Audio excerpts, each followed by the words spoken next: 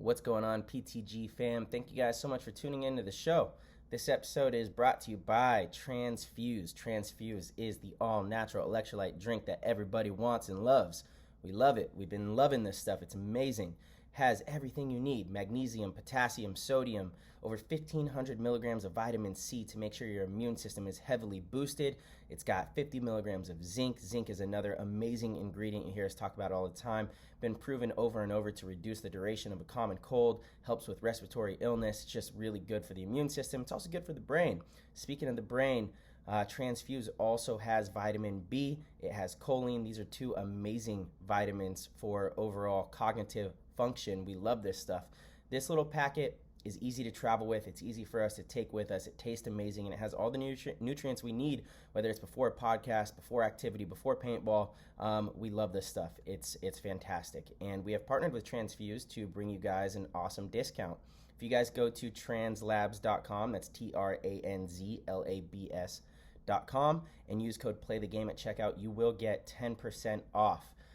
If you do sign up for the subscription where they ship you your product monthly, you don't ever have to deal with the hassle, you'll get an additional 11% off. So it's a total of 21% discount. The packets become extremely affordable. They're already pretty cheap as it is, and you're going to feel better. Bottom line, people are often walking around dehydrated. That is just the fact. You can hop on Google and you'll realize how many symptoms you may have experienced from dehydration. You don't even realize it's because you're dehydrated. We need to be drinking lots of water, and we need to have the appropriate electrolytes with that water. So Transfuse is our go-to. We love it, and we can't thank them enough for being one of our sponsors. We are so thankful for their brand and everything that they stand for, and their support in the paintball community. So again, that's translabs.com, translabs.com, and code PLAYTHEGAME. If you guys do get some packets, please use the product and make sure to tag us. This episode is also brought to you by Heal Brand. Heal Brand is an amazing CBD company. We have partnered with them and are incredibly excited to bring you guys this brand, which is on the cutting edge of the technology in the CBD space. What they offer is nanotechnology CBD. What that means is their product is basically broken down into a micronized formula. So it has the ability to break through the cellular wall. What this means is that you need less to do more. Bottom line, you need less to do more, and you feel it much faster. A lot of CBD products, you need to take it for a week or two before the body really starts to get the full effects of the CBD, whereas the CBD with the nanotechnology from Heal Brand, you pretty much feel it right away. It is insane. I love it. It has helped with my sleep so much, so tremendously. They have these amazing little knockout shots as well with 10 milligrams of nano CBD. If you guys want something a little bit cheaper at an entry point kind of thing, it has a bunch of other natural ingredients in it as well.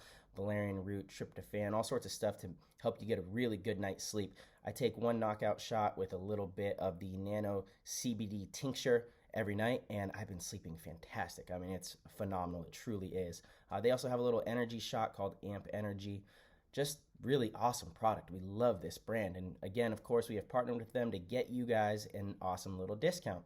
If you guys head over to healbrand.com, use code PLAYTHEGAME at checkout on any of their products, and you'll get a nice little 10% discount. It's a great way to support the show and support our sponsors as well. And just major shout out to CBD. It's healing a lot of people. It really is. It's helping people get better sleep, have less anxiety, and just overall feel better throughout the day, which can't really ask for much more.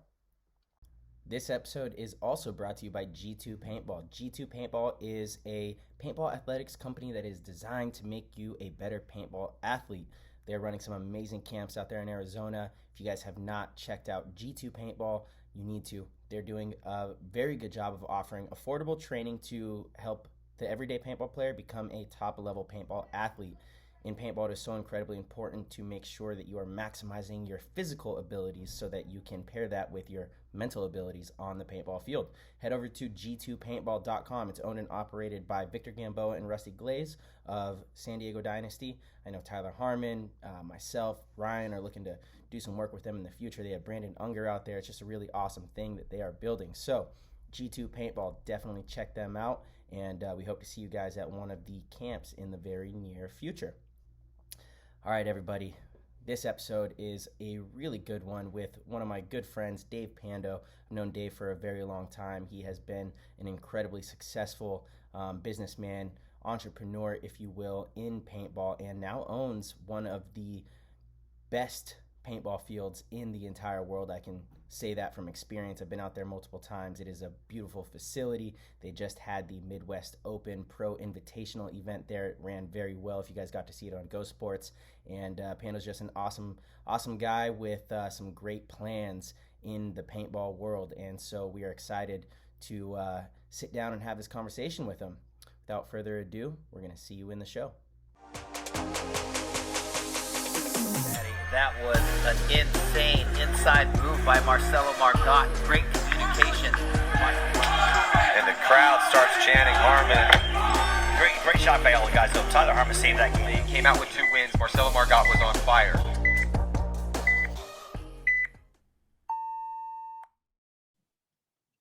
I am recording. We're going to take a little 5-second pause, and then Tyler's going to bring us in. Sounds good. All right, Dave Pando, what's up, brother? We got baby. you on the show. Thank you so much for coming on here. You are owner of LVL UP SPORTS, one of the most successful paintball fields to ever do it, man. You guys are crushing it out there. You grew up in Southern California, or at least worked out there, and were a part of the early days of SC Village, and worked at Dye as well. So we're super stoked to have you on the show, and thank you for coming on, man. Hey, man, amazing. So happy to be here, help you guys out, and happy to have a great podcast. Let's do it. And I'm sorry, did you grow up in Southern California or no? No, sir. Cleveland. I'm an Ohio boy. Okay, I'm sorry about that. I escaped as soon as I could. I went, after college, I immediately to California. Okay. So I was going to say, Pando path. wanted to be a California boy so bad that he led everyone to believe that. Everyone thinks he's like this surfer dude from San Diego, but no, he's from Good Cleveland, for you, right? dude. I love that. I am a hillbilly. Believe it or not, I am a hillbilly. So And you're back to your roots now, building LVL UP SPORTS out in Columbus, which is amazing, dude. I absolutely love your field, dude. I just I know we've talked about it quite a bit, and we've been friends for a long time, but your field out there is just fantastic. That is kind of the blueprint, in my opinion, as to the way field owners need to operate a field. It's good for the sport to have a facility where players can come for their first time and they just have a great experience. That's what it's all about, right? For the future of paintball, that's what we need. We need field owners that are providing that. And so I know Tyler and I, I could speak on the behalf of both of us, are so thankful for people like you. And it's where we're excited to dig into it, man. What's happening? Appreciate it. I mean, we're it's only 4 years old, so it is a brand. I still think it's a new field, but I think just because of the random unique experiences that I had in the industry, it's kind of helped us slingshot a little bit, have a faster trajectory than maybe some other fields. But I think there's definitely a lot of fields that have been there since the beginning, 30 years old, that have just, they've been crushing it just because they really have been there since the beginning. And then there's a sort of a new wave. There's not too many of them, but there's definitely a few fields that are sort of the new kids in town. And I think that's what we kind of bring to the table, is just a fresh perspective on what a field should be, or how it should be, or maybe even just fresh energy to some of the, some other fields that might have been around. They're sort of not stagnant, but they're dug in and they're set on their ways. So when you open a new field and do it right, you kind of can push the boundaries and just expand on whatever, bring some new energy to the vibe. It's that competition, that competition is good because it forces the other fields in the area to step it up. Otherwise they're going to lose business, It's got that wow factor, man. Like if you go and look at the Instagram, LVL UP SPORTS, go check that out, everybody. Just check out this Instagram. I mean, it's just a beautiful field. Tyler's looking at it right now. It's I'm looking. It's everything that we talk about fields needing to be in this modern day, so that we can make sure that when mom and dad roll up to the field, they say, okay, yes, I feel good about dropping my kid off here. Or, this is a very beautiful establishment, and you provide all of that, which is super awesome.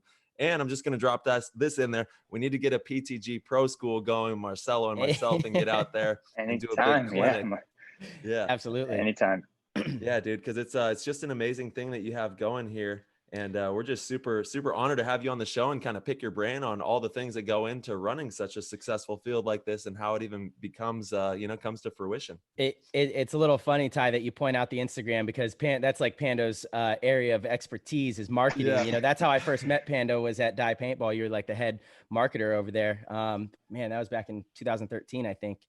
That was like literally the first job I had was writing your contract and signing you. Yeah, that was amazing. That was tight. That was super tight. That's crazy. We'll dig into that too a little bit. But before that, SC Village, I'm not sure if we ever talked about how you first got into paintball, like what your very first exposure with the game was. Yeah, well, I mean, I played forever. I really like started getting super into it. I played in college, so we didn't realize it back then, but I was playing in like the heyday of the NCPA college paintball days. It's really, it's kind of sad now. College paintball doesn't have really any cool factor, but when I was in college, it was like the coolest thing ever. Nice. Tons of teams. We would play run clock X ball, and it was amazing. Most schools had good programs, and my little country Ohio University school, we were really good. We got lucky and just had a class of good players. So just in college, that's when I started, I'm getting my marketing degree, but also playing tons of X ball. And that's sort of how, or kind of when I decided, okay, I want to try to sneak into this industry. This is what I love, and this is what I want to work in. How do I do it? And then the way I really got started was I started writing random articles for magazines. So I would write for like Action Pursuit Games and Baseball magazine back in the day. Wow. That was, nice. I just said, hey, can I do something? Can I write articles? And they were like, sure. So I just would write articles about college paintball. I became like the college writer for these magazines. And that was just a little foot in the door. And what I would do is like, so I'm about to graduate, and I would start interviewing people I wanted to work for the magazines. And that, so I would write articles like, I don't know if you remember Hydrotech, the paintball company that never actually opened. Yeah. Did you write a bad article about them? No, I wrote a good article because I was trying to get hired, man. That was the goal.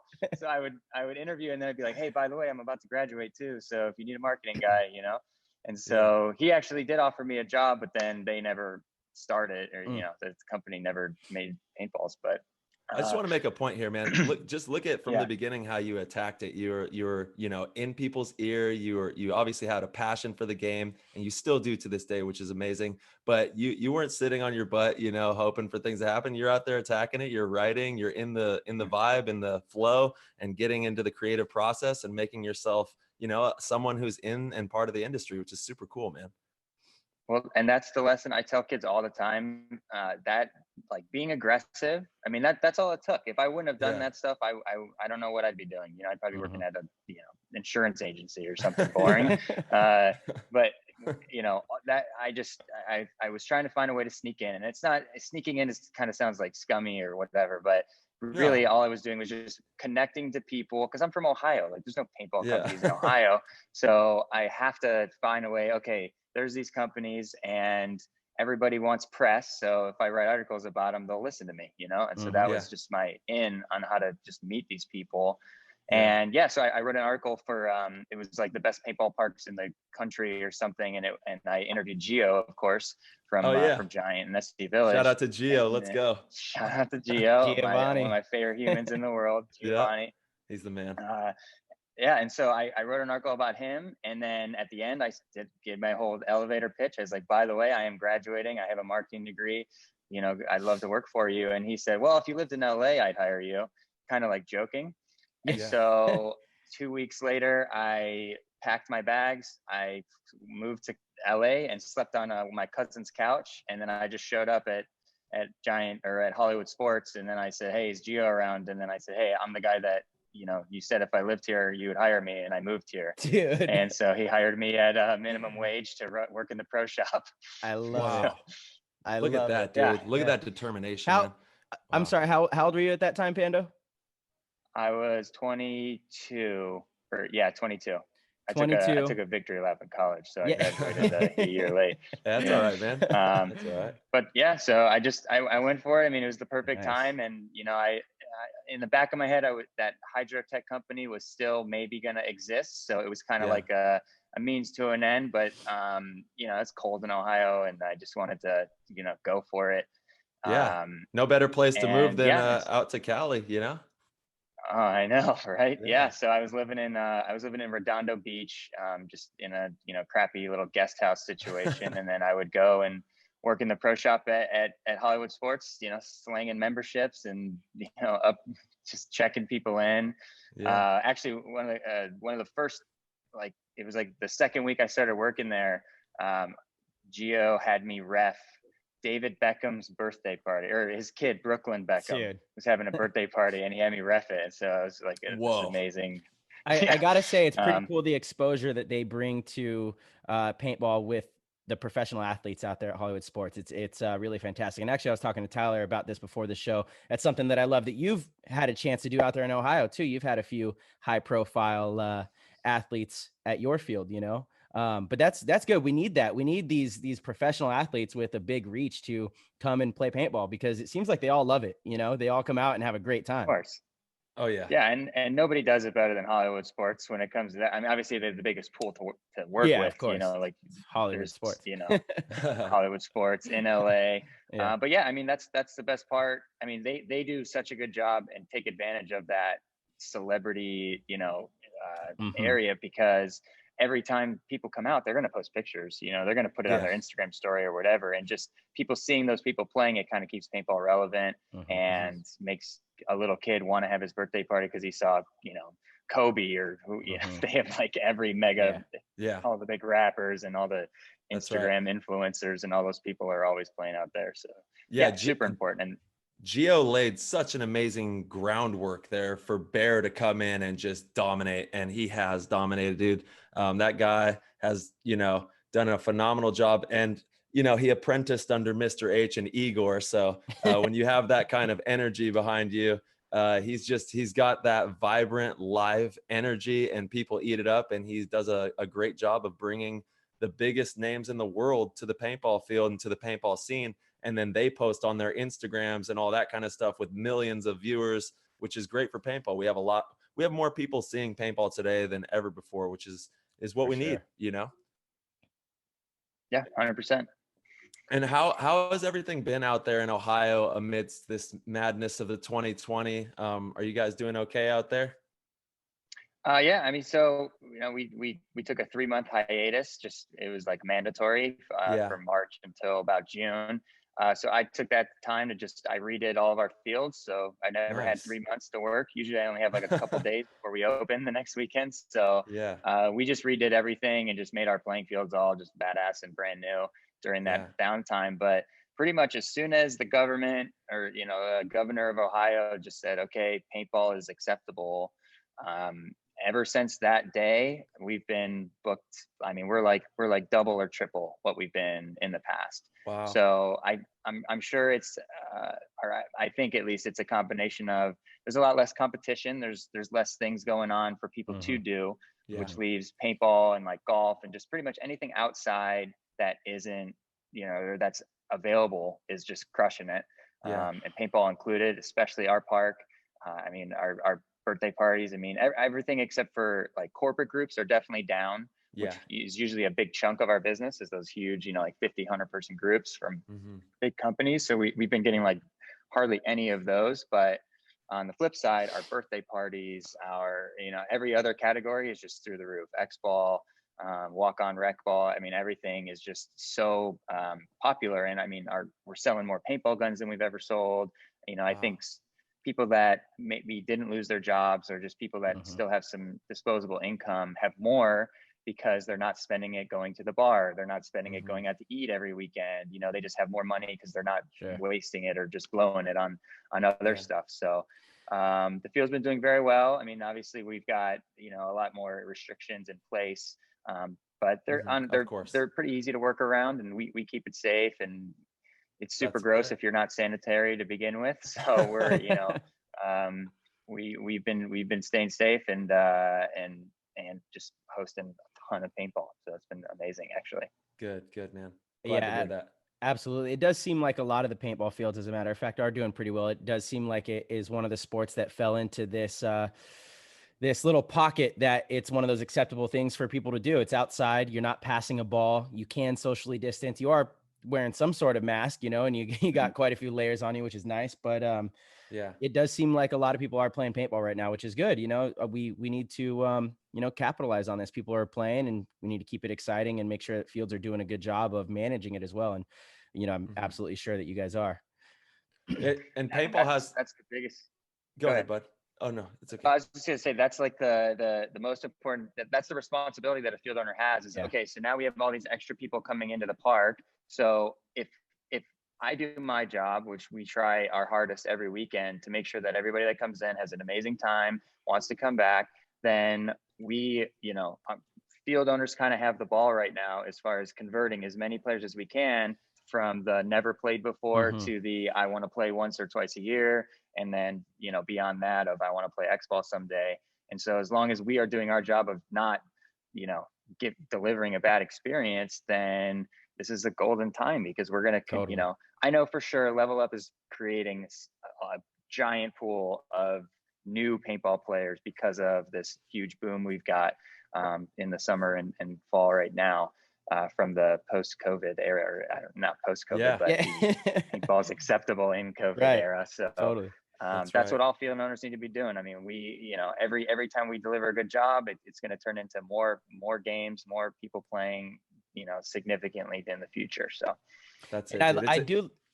Sorry, Ty. I do love what you did though, Pando, with this time of revamping all the fields. That's actually what kind of led to the Midwest Open, the Pro Invitational that was at your field, you know, which is amazing. That's such a huge accomplishment to be able to already have under your belt, that there was a, you know, GOSPORTS event, professional event at your field. That's amazing. You know, I'm super bummed that Tyler and I couldn't get out there. We actually were in Iowa. Sorry. We were in Iowa. Yeah. We were in Iowa. We had a clinic that was already booked before that date got approved. So we were super bummed to not be out there, but it looked amazing, man. And, you know, that's what field owners need to be doing. You got to capitalize on these kind of times and set yourself up so that when people are there, they can have the absolute best experience, you know?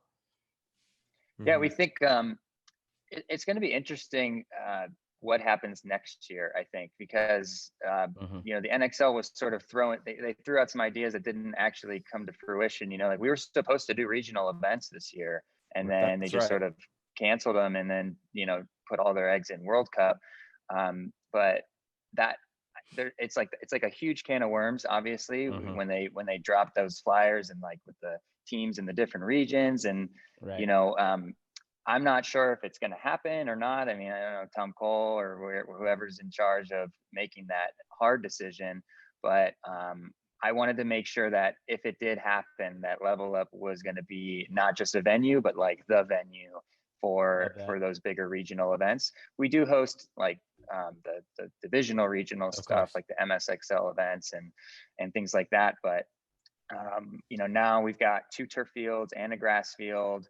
I bought a new compressor this year, so we're like able to, you know, if anybody comes in, they don't have to rent any air. We can handle, you know, 4 X-ball fields worth of air. Actually, we're kind of overkill. Wow. But that's, I see that might be the trend, is that, you know, you might need that. We might be doing regional events next year. Just who knows, man? It's all crazy. That's one of the biggest thing that people hate, is if they go to your field and they can't get 4,500 pounds of air, they're like, all right, you know, I'm fed up here. It's like, it's also not good for the field because they're shooting less paint, you know? Obviously, as a field owner, you want people to shoot paint, have a good time shooting paint. It's, you know, you need to have air. It's definitely a huge bummer when you go, especially if you're trying to practice or get ready for a tournament and you're practicing a layout and you can't shoot, you know, 6-7 pods. That's always a major bummer. Yeah, for sure. Yeah, you know, you can't really get a feel for how the field's going to play. But in regards to the regional thing, I think everything is so up in the air right now. But some talk that I have heard is even next year, you know, because the NXL events are so large that's going to be a hard thing to have happen really until there's a vaccine or there is, you know, people are not worried about COVID. That very well could be the case. So I know one of the ideas is having those kind of regional events, you know, to where your regional teams can go to the ones in your area and have the pro event at each little regional one, you know, so it's a much smaller event than an NXL event with, you know, 300 teams, something like that. You know, instead there's 80 teams and then your 20 pro teams, you know, and I don't know. We've talked about this. It might not be ideal, but at the same time, I'm open to any and all possibilities. You know, we're living in some strange times and we don't have control over the virus, unfortunately, and we got to make the best with what we can. And so I'd rather have some kind of event, regional events at fields like yours. You know, I think it's cool for the community there to have a big event with all the pro teams, you know, in the hometowns of these regional teams, you know, and why not? You know, if that is all we can do, let's do that. Let's for sure do that. And let's boost it to the fullest. Instead of not having I think there's, oh, totally. Yeah. Sorry, Marcel. I didn't mean to cut you off, but no, it's all there's, good. I think there's pros and cons of both. So there's pros to having the big mega events. And then there's cons. I mean, they're so much more expensive to put on than a smaller region event. I mean, once you get past like the 2 field, 3 field size of an event, just logistically, I mean, from the NXL guys, like their cost to run that event goes way up.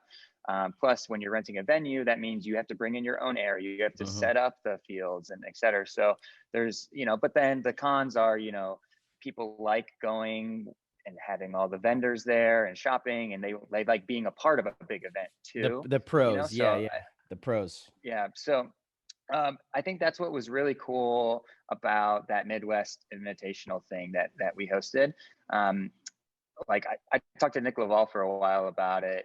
He was playing with the Kings, and he was just saying like, this is so cool. Obviously Impact wasn't playing a lot, so he was just excited to be playing in general, I think. But after the event, we were just kind of, bullshitting back and forth about what we had just done. I mean, it was kind of the first time ever that GOSPORTS had hosted a 8-team pro event that wasn't an NXL event, right? So we were kind of just like, what did we just do here?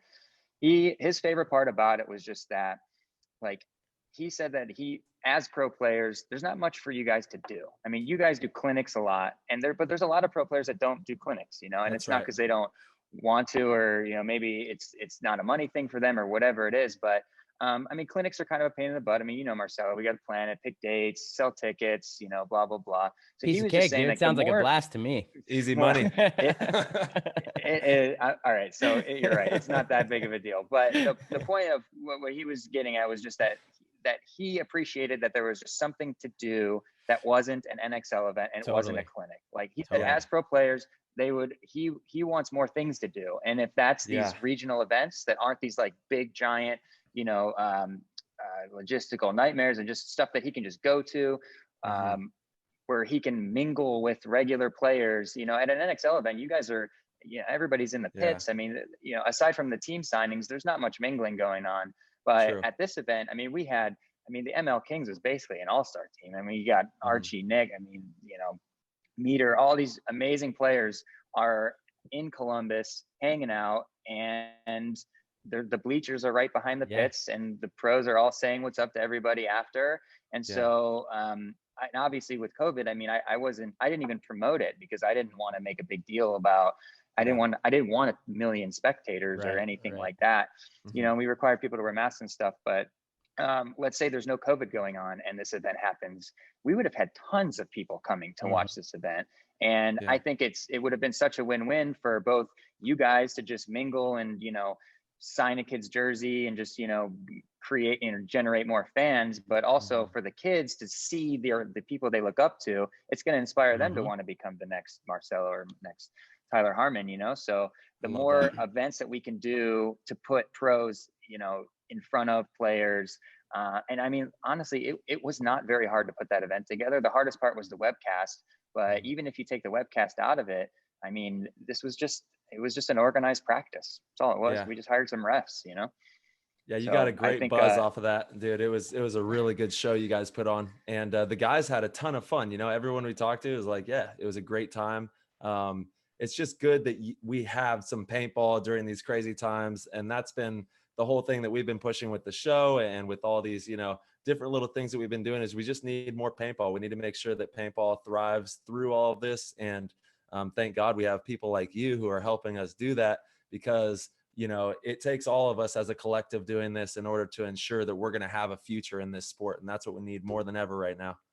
Yeah, and I do like, you know, kind of what you alluded to, Pando, is that moving forward, even post-COVID era, Yeah. this could be a thing, you know, it absolutely could be a thing. It could be a very important thing in the game as well. And, you know, I know Nick pretty well after doing, you know, we've worked together over at BKI quite a bit, and we've had these kind of conversations as well. And that is crucial for paintball to be integrated in the community. Cause you know, just like you said, there's kids that are going to come out and meet us and watch firsthand in person that they might never get a chance to go to an NXL event, you know? Right. Yeah. So they can see this firsthand and they go, wow, that's exactly what I want to be when I grow up, you know? And their parents are there, their parents can see it and they can meet us. And it really is a good thing for the sport. And it's fun for us too. You know, I would absolutely love if there was, like when they were doing the NXL Winter Classic, I thought that was a great event. It was a really fun event for us to go before the season started, to have some real competition. You know, it's like a glorified practice in a way, but it's still competitive. There is still a winner, and it's good for the sport. We need more of that. I'm totally on board for having more kind of events. And I also think there's a space that you can venture into to where you can build the webcast around an event like this, rather than the webcast being there, you know, for the league. It's more like the league is kind of putting on a show, you know, or your event is trying to put on a show, and we can really generate some webcast revenue, you know, if we can build that show or that fight or those matches, that, you know, whatever it is. So I think there's a ton of opportunity to explore things that we've kind of been restricted to explore in professional paintball because of, you know, it being tied to a league. And that's just the reality of it. You know, when you're running a league, what's best for the league might not be what's best for a pro show, you know, and a pro show that is very successful. I'm just, you know, it is what it is. We've talked about it on the show many times, you know, and it's just the reality of it. So to have the opportunity to do both, because it's not like it's going to hurt the NXL at all, which is amazing. If anything, it only helps the Probably NXL, would help. you know? Exactly. So it's a win-win, you know, and we're always looking for these kind of win-win situations, and it gives us a little more flexibility on the professional side of things, you know? So again, I'm stoked. I can't wait to see what we can do with this post-COVID, when we could really run away with it, when we can have someone with your marketing skills put together a whole marketing package and have an event like this at your field. I think it could be really big. Sure. Well, and you know, GOSPORTS wants the content. I mean, you know, as far as the marketing, like, I mean, for that invitational, I literally didn't do anything. And I'm pretty paranoid about just, you know, I've been keeping a low profile as far as the field goes. Luckily, we've been busy because, you know, regardless, but I've just intentionally been keeping a very low profile just for the rest of this year at least. But GOSPORTS is the marketing driver of a lot of it. You know, I mean, they've got the following, they've got tons of subscribers now. I spoke with the Webcast and guys, and you know, their subscriber count, thank God, has stayed pretty, like, it didn't go off a cliff, you know. And so people are still subscribed and they want content. So with the, you know, obviously they're pushing the Ultimate Shootout. We've got these Midwest, you know, we did the invitational stuff. We've got World Cup coming in, but you know, so what's next year then? You know, if we've got no restrictions, can we have a full NXL season and tons of stuff in between, so that just very often there's pro content coming out? I think that's great for all of us, and I think it's gonna the more content we are creating, the more valuable we look to anybody outside looking to invest and, you know, just get involved. Dude, I've got a crazy idea. Kind of, it's like when I was younger, me and my dad, we talked about, you know, let's just say, how do professional sports leagues, NBA, you know, the NFL, you have the team, they fly to a stadium, and there's these stadiums all over the place, right? So we could have fields that host these pro events, and it would obviously just be pros only flying, and you would have, you know, so that the NXL or whoever doesn't have to pay out of their pocket. We could get advertisement space on there that would pay for these travel expenses. And then you can have these stadiums all over the country, and we would have these events just running nonstop. And it would be kind of more in a professional manner, the way that pro sports are run, you know, like, and then it would be great for those communities too. Cause like, you're like, okay, in Oakland, we have, you know, this team is going to be playing Florida this weekend. And then, you know, you have someone in the Midwest playing another West Coast team, or you have all these little events going on all over the place, tons of content. in the same way that actual pro sports are run, having these stadiums everywhere, getting the advertisers to, cover the cost of what it would cost to get these people everywhere, and having that advertisement space on the platforms. And then we can kind of, legitimize this and have all of this content, tons of content, paintball content everywhere, and games running all the time. And obviously we could still have tournaments and all that, but I mean, as we move into the future, that's the way it has to go. It's just point blank. We have to build the stadiums. If you build it, they will come. Shout out to Iowa. Let's go. Field of Dreams. Okay. So we have to, I'm telling you, moving into the future, that will be the success ticket for the game. It's going to build the communities up. It's going to pump out tons of content. And it's just kind of this off the wall idea that me and my dad had, when we were younger, and we still talk about it to this day. We're like, what are we going to do? Like, we got to build something like that. Well, I think that's the intention of, like Tom Cole mentioned some of the same stuff you just said to me when he was talking about the regional thing, is that the advantage to the regional is that, as the league would pay a field like mine or any field to host the event, and that just to offset, whatever expenses that we would have. And every year we did that, I would be able to invest that money into the infrastructure of the field. So, if NXL requires, grandstands and this and this and this, and once that's built, then it's like, okay, next year, how do we upgrade it? And then, so basically the more regional stuff we're doing, the more money we're putting into the actual fields themselves, as long as the field doesn't get greedy and just pocket the money. Like I reinvest most of the money that Level Up makes back into the field every year. I mean, it's why we're, I'm not rich, but I don't care, because the field gets so much better every year. Well, you are rich. So, you're rich in the right ways, right? Like, you have a very successful thing heart. going. Yeah. Well, not only in your heart, but you have a successful company that's growing and thriving, and you're doing it the right way. And maybe someday you'll have it built so big that you can be rich in a monetary way. There's nothing wrong with that either. But what you're doing in the right now is the right steps for the future of it. Right. Well, and I think that's where the NXL can help every field. And because if I get a stadium because I host, an NXL event 2 years in a row through this regional stuff, and so do 4 other fields, or however many regional events there are. Now those stadiums are done. They're done. They exist.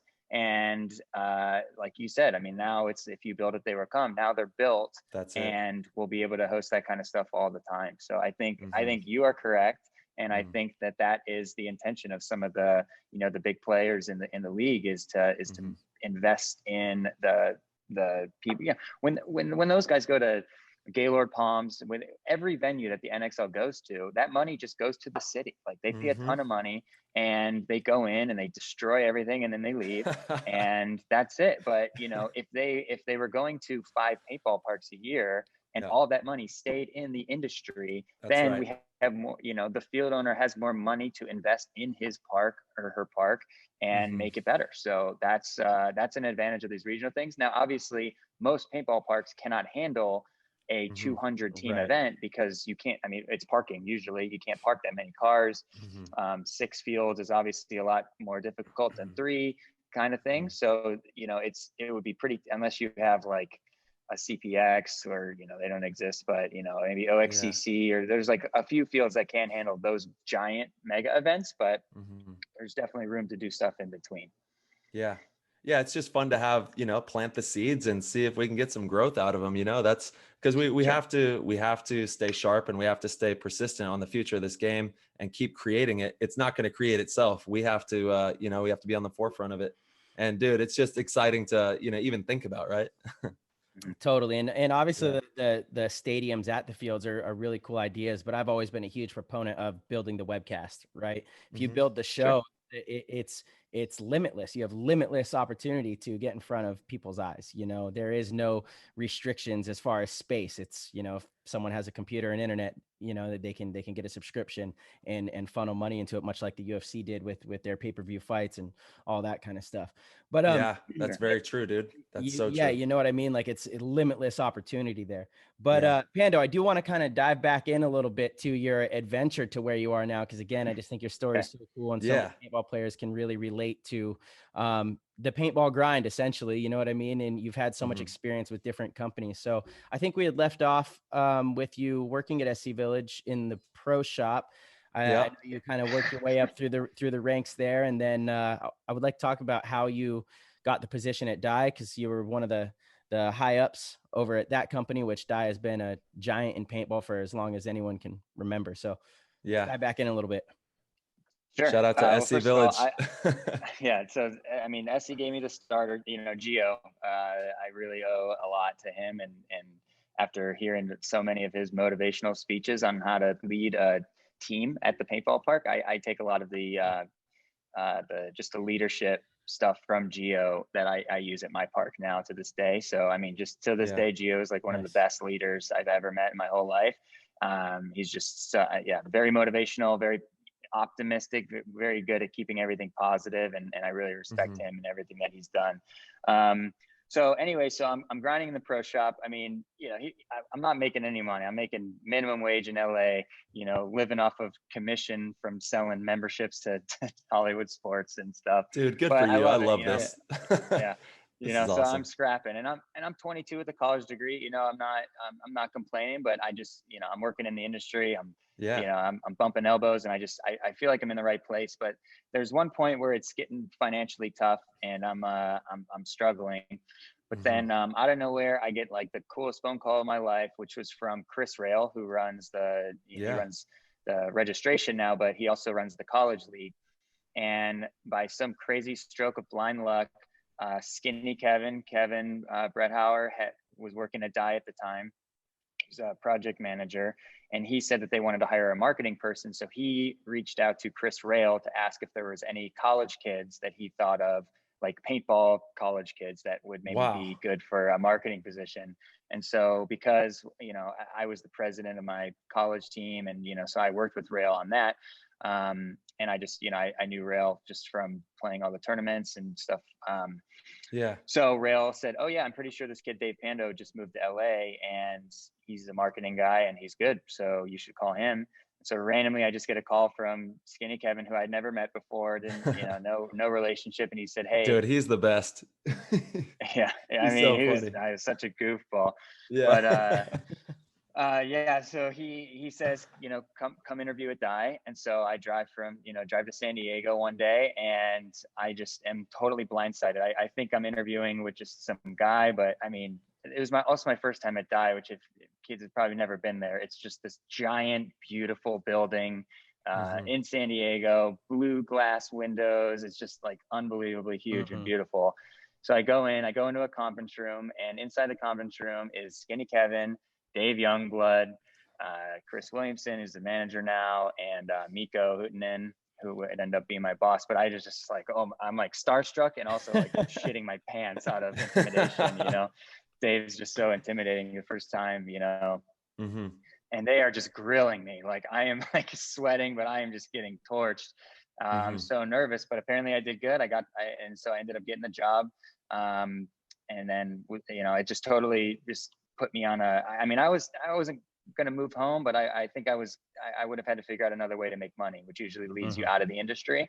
So it was just perfect timing. I got really lucky, and then I got a salary job running all the team sponsorships, and just got my foot in the door. But this was like a very cool time at Dye. There was just tons of employees. I mean, it was right when they had launched their snow goggles. So they had a Dye snow marketing team. At this time, it was the PSP. And so Dye owned the Webcast as well. So like my desk, I sat next to Maddie Marshall and Darren Sesenya, who runs the Webcast now. And, Turbin, who, started Carbon now, but Turbin used to work at Dye. Mikko. I mean, it was just like an amazing all-star crew of the Dye guys, and they were all in the building at the one time. What year was that when you got hired there? It was the year, it was like the DM12 DM13 was the new gun. So I guess 2013, 14, something like that. Wow. What an opportunity, man. That's crazy. It was amazing. And I mean, typical just Dye stuff. I mean, I basically got hazed for my first year. It was just nothing, but it was so cool. I mean, being the marketing guy and team sponsorships, I mean, right away, I'm going to Europe. I'm doing the Millennium Series at the time, sponsoring all the European teams. And then we had launched the Die Dam. So I was like a big part of the marketing release of that crazy, insane tactical gun that's still being sold to this day. And then we released the M2 while I was there as well, which was a big deal for Die at the time. So, I mean, it was just, that was like as far as a dream job in the paintball industry. I mean, every month I was flying to some other city, whether it was a big game or a tournament, and just setting up the booth and just being, that's really when I became an industry guy, the carny / Instagram guy for the crew, The carnies. That's right. It is like a little bit of a carny life, you're all over the place, setting up these booths and interacting with the players and making sure everybody's taken care of. Wow, that's pretty crazy, man. So you were just, working at SC Village, you got your foot in there, you made the initiative, you moved out to LA, and then, in the midst of a struggle, divine intervention strikes and you get that phone call and it sets you on that path. That's pretty amazing, dude. Yeah. And, I mean, but the only reason that I got that phone call was from taking that initiative back in college. I mean, I at some point had made an impression on Chris Rail, when I was doing the college paintball stuff, so that he thought of me when Skinny Kevin called Rail. So that's the real lesson for everybody. And it goes back to the same thing, me writing those articles. It's just, my advice, the reason I own this paintball park right now, and the reason I've had every job I've had in the industry, is just because anytime I had an opportunity, I would do it as good of a job as I could for that person. And if they needed a favor or whatever, like I was just always the hardest working dude. I was never lazy, and I would always be how can I help, like on the aggressive side, as far as, just the, big time component of just, making relationships and being the hardworking guy that everybody knows, like you're going to bust your butt for whoever, so that when they need somebody, they think of you. That's right. And then all the favors that I did for those people while I worked for them, once I opened the field, all those favors came back tenfold. So that's right. That's the big lesson for all you kids out there, is just, always bust your ass and attack it. 100%. That's it, dude. And you never know when that moment's going to come, right? Like all that you were doing is in each moment, from college on through to now. I'm sure you're still the same guy. You're attacking it. You're building those experiences, and you're making each moment count, because what you were doing is you were attacking each moment and doing the best you possibly could in every moment along that whole experience. And it came back, like you said, tenfold, because when the stars aligned and everything came to fruition, you were the one that they called, because they saw that in each moment you were attacking it. And that's what people need. And that is such a huge lesson, because people are always like, oh, it's never going to happen for me, or this, that, and the other. Well, you're right. It won't if you have that attitude. But if you attack it and you're on it all the time and you're always crushing it, people are going to take notice of that. Even if you're not getting all the money and all the, opportunities now, people will see that you have that initiative, that you have that work ethic, and it will come to you. You just have to be patient and don't give up on yourself and keep doing the hard work. And like you said, it comes back tenfold in the long tail of it, The squeaky wheel gets the oil. That's it, dude. That's it. Yeah, man. Work your ass off and be that squeaky wheel, man.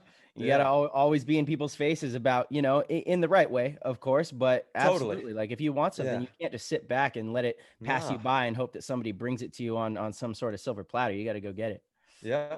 Yeah. Just keep working hard. Well, and I'm not like, I'm no brainiac. Like I got terrible grades in high school. Like I barely graduated college. I went to one of the best party schools in the country at the time. I mean, there we go. I'm not, I'm no genius or anything, but work ethic is what it is, totally, and ambition and work ethic is all you need. You don't have to be a brainiac. You just got to be the hardest working guy around. That's all. Yeah. It's kind of like Google, Google hires people who are, like creative thinkers, that are problem solvers, that maybe they didn't get the best grades. Maybe they weren't the most, sound academically, but what they do really well is work their ass off and solve problems. And they don't, sit back and let things eat them up. They just keep moving and keep grinding and keep getting it, 100%. Yep. Yeah. So talk to me about, I want to dive back into the Die experience, and kind of start from the beginning in there. And how long did you work at Die? So at the first wave was about like a year and a half. So I started just at the bottom, helping out with everything, you know, from the gun releases to, you know, I was like the hazings. a lot of hazings. Yeah. I mean, like literally, like I think the first couple days I worked there, I mean, this Dye had like just remodeled their whole R&D area. So, and there was like, I don't know, 15 guys working there. It was so crazy, you know, Oh, wow. back then. But we all had offices. Like I literally had a couch and like an office. It was amazing. Major And upgrade. I mean, it was good. It was like, I don't know, it was a heyday of Dye. Yeah. And but literally like, yeah, the second day I worked there, I go to some meeting and I come back and my entire office is full of paper shreddings, like if you put paper in a shredder. They had just filled it up, and like Skinny Kevin literally just my entire office was full of paper. And I just look around and I have no idea why. He's a motherfucker, man. He really like still like he's just always just trying to attack whatever. Dude, I was just hanging out with him. He comes to Ryan Greenspan's house, you know, every once in a while when we'll go out there to San Diego for practice, and he'll show up with like a 6-pack of Coronas or a 12-pack or whatever. And Kevin's in the house, you know what I mean? He's just a wild dude. He's having fun. And I absolutely love that guy. He's always got great stories. One of the best coaches, you know, to ever do it. In my opinion, he's a very savvy coach and paintball player, was a part of Dynasty in the heyday. So he's a rad dude. Love hanging out with him. Yeah, well, try having a beer, boss. Yeah, probably a little different story there. You're like, man, I'm just trying to work. How am I going to get around all this stuff? Yeah. Totally. I mean, that was just one, you know, very just PG totally. example. Yeah, that was the easy one. Yeah. So, but I mean, you know, just a bunch of good old boys, and I mean, there was just a lot of cool stuff happening.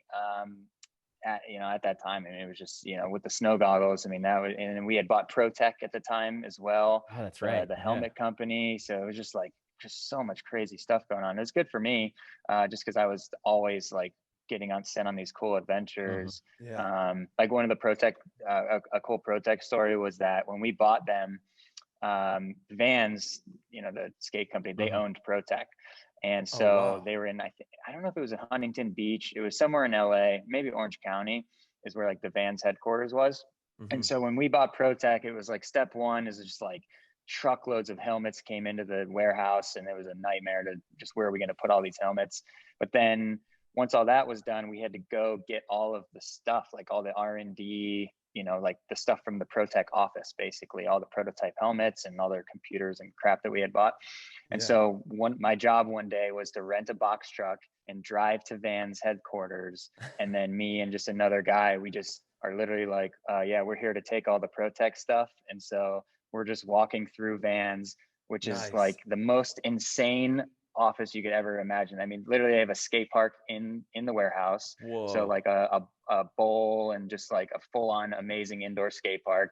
Everybody in there is skating to their meetings. Like they skate from office to office. So you're like walking through, and a dude will just like blow by you on a skateboard to go. And he's like, I'm late, you know, with coffee in his hand. So it's just so cool. And then we're there, these like paintball guys. We're here to take the Protech legendary helmet company from the office, and we literally are just doing trips, taking all this crap out in boxes. It was just very bizarre. That's crazy. And then we loaded it up and took it back to San Diego. Yeah, dude, they must have some great insurance there at Vans, man. All those people riding around on skateboards. But dude, that's crazy. I mean, I skated when I was younger. I had a Protech helmet. You know what I mean? That's that's mind-boggling that they acquired such a legendary company. That's crazy. Yeah, it's cool. I ended up. Yeah, I was at Dye during all this with you too, Pando, you know, from like 2013 to 15 were those years. I think your first year working at Dye was at the end of 2012. I played on the Russians that year, and then 2013 is when we met. But yeah, those are crazy times. I remember there was a huge Protech event somewhere in I think it was Carlsbad. Did you go out to that one here in San Diego? There was like so much. I didn't go. I know what you're talking about. It was like a skate party, like a Bucky Lasek thing. I think. Yeah. Exactly. Damn. There was like just always cool stuff going on that Dye was part of. Yeah. And the skateboard culture ties in kind of hand in hand with paintball. I think, it's like, it's kind of that subculture, that gritty, grimy type of subculture that is an extreme sport. And man, what a relationship to build with, between Dye and Protech. That's pretty cool stuff right there. Yeah, well, and it was actually really the strategy was to help the snow goggle game. Just because, I mean, it's just, the industry is so crazy. You're competing against Oakley and just all the major brands. And so I think that was a big part of it, was just to help complement the snow goggles and try to just create that, you're all fighting for shelf space, so that's like right. You gotta, when you're trying to get in every ski shop, Oakley's already got their stand and everybody. So I think having the Protech brand was supposed to help kind of sneak them into places that they were struggling to get into. I don't really know all the details. I just know that logistically it was a nightmare, and then I know that they ended up selling it back or selling it to somebody else eventually. But those Dye snow goggles were nice. They were, dude. They were really nice. I still have a pair, actually. They were really nice. I still use them. Anytime I go snowboarding, those are the ones I use. Yeah. So I mean, there was no question on that. The quality of the goggles. I think it was just the politics of being a successful snow goggle only company. I think was really tough. For sure. Yeah. I mean, I can't even imagine, like you said, going up against those powerhouse companies in that space for shelf space is a pretty tall feat there. Totally. Yeah. And then, so you're working in Dye, and did you work there till 2015? Is that right, Marcel? No. Well, you could ask him. I think you were there. I was there until 2015. I think you were there a little longer though.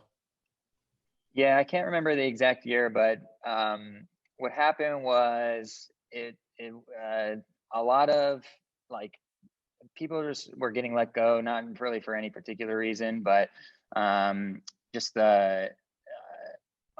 I don't know. I had been there for a while. Everything was going fine. I didn't have any problems or whatever, but I sort of had gotten approached by the Camp Pendleton camp. Obviously the Ironmen were playing there a lot. And I had a good relationship with everybody at that field just because we were, doing so much stuff, and I was playing there. I was still playing at the time. Nice. Actually playing for Hinman. I played on Aftermath for a little bit, and just dude. And like the Raiders, and I don't know. I was like D2. I was just messing around. You're having fun, enjoying it. Having fun, enjoying it, and playing the game. We actually got weekends off playing the game. Well, I mean, I honestly playing mostly rec ball just to, drink and have fun, but good for you, dude. But anyways, I became friends with all the Pendleton guys. And then at some point, Sean Walker, he wanted a marketing person because they, for whatever reason, they just didn't really have one for the field. And so in the back of my head, I always knew that was the industry. Like I wanted to own a field one day. And so out of the blue, again, I kind of got a text from somebody there that said, hey, we want you to interview to potentially do the marketing for Camp Pendleton. And so I took the interview just to see kind of what it was. And it was a big pay raise, and it was sort of along the path that I wanted to take. And so, but I was also very loyal to Dye. So it was tough. I loved that job. But, I just told them what the money was, and they kind of just said, well, we think, they basically said you should take the job and just, kind of move on. And I sort of trained a protege to take over my stuff, and it was a smooth transition. But I went from the Dye job to running all the marketing and kind of the sales programs for Camp Pendleton Paintball Park and Sean Walker from there. So that was a great job. It was, it's really where I learned sort of the back end and like the nitty gritty stuff of owning a field. And from there, that's sort of where I spent, I think I did another year and a half with Camp Pendleton as well. And then at some point I figured I was ready, and I started looking at locations on where to open my park. And for like 3 or 4 months, I wrote my business plan, and then was just sort of scouting out locations and trying to figure out where I was going to do it. And then eventually I land on Columbus, Ohio. And then once again, just packed my bags, moved back to Columbus, and then started that whole journey. So, so what would be some advice you could give people? Obviously I'm sure there's other people out there listening that have dreams of doing what you've done, having a park. What are some little key bits of knowledge that they could soak up from you that would maybe save them some time in this whole process? Sure. Well, first of all, any advice I give, you cannot open in Columbus, Ohio. That is the rule. So That's if right. anybody subscriber of Play the Game ends up in Columbus, then we have That's problems. red flag. Yeah. No, just Yeah. kidding. But I mean, really, the field it's very tough. Honestly, there is a lot of red tape, a lot of politics, a lot of stuff that you have to get past, and really all that comes to just opening it. Once you're open, it's not. I mean, it is tough too, but the hardest part is actually getting the property and opening it. So, I'm very lucky, I mean, so basically just to put it in perspective, so I moved to Columbus, I think in 2015, and I did not even have the property. It took me a year just to sign a lease, basically. So it was months of checking out different properties. I had found 2 or 3 properties that I thought were going to be the field, but then they end up not working out. One of them was in like a floodplain, and we didn't find that out until later. So it's very difficult to sign a commercial lease or purchase a property. But I'm not rich, so I was definitely doing the lease route. But there's just there's a lot of zoning restrictions when it comes to paintball, and so basically, like, where I opened, I could have also opened a strip club or a gun range, or just like, paintball is in the category of like stuff that you got to kind of be in a off the beaten path area to be able to open a field. So, that's probably why there aren't so many in California, is because there's just, land is tough to come by. But even if you find land, you got to get it approved by the entire city, has to basically approve and welcome this paintball park. And that's a tough sell to a lot of places. So, I guess my biggest advice is, if you're going to do it, just anticipate it taking a year or so, even longer, before you even find a place where you can do it. So I did a lot of research, and I decided that I wanted to do that. Columbus, Ohio was a good place. There was a need for a field in Columbus, Ohio. So that's what brought me there. But it took an extremely long time to find a property. And then once we found it, I had to go to countless meetings as far as getting the zoning approved, and then, designing all the build out. I mean, finding a business partner, the money stuff. I mean, there's just, it is a painfully slow process to get started. So that's where you kind of need to be cut from the cloth that, you two are cut from, as far as players go, and being ambitious. But I mean, things never go your way, and there's always problems, and you have to get cut down like 10 times, 20 times before, and that's just get it open. Don't even get me started about the money. I mean, I got denied from every bank in town to try to get a loan. Banks don't want to give you money unless you don't need it. So it's just like, it is a lot of work. But once it's done, it's done. And then, literally every night, I mean, my wife will tell you that, like, I would just go to bed and I would just literally daydream about owning the park. Every single night I would go to sleep. The last thing I would think about is I would just imagine like being a paintball park owner. And it didn't matter how hard my day was, or how whatever, shitty thing happened to me the day before. I would go to sleep, imagine being a paintball park owner, and then I'd wake up and be like, what are we doing today? And just try to figure it out. I love it's all about your why, right? Like, you have to have a really 100%. big why. Why are you doing this? If it's not important, you'll fizzle out. It won't come to fruition. And without you even knowing it, you were manifesting this. You was sitting in the center of your head. It's all you could think about. There was nothing that was going to stop you. And no matter how many no's, the no's are kind of a good thing, because you know that there can only be so many no's. You're going to get through all these no's.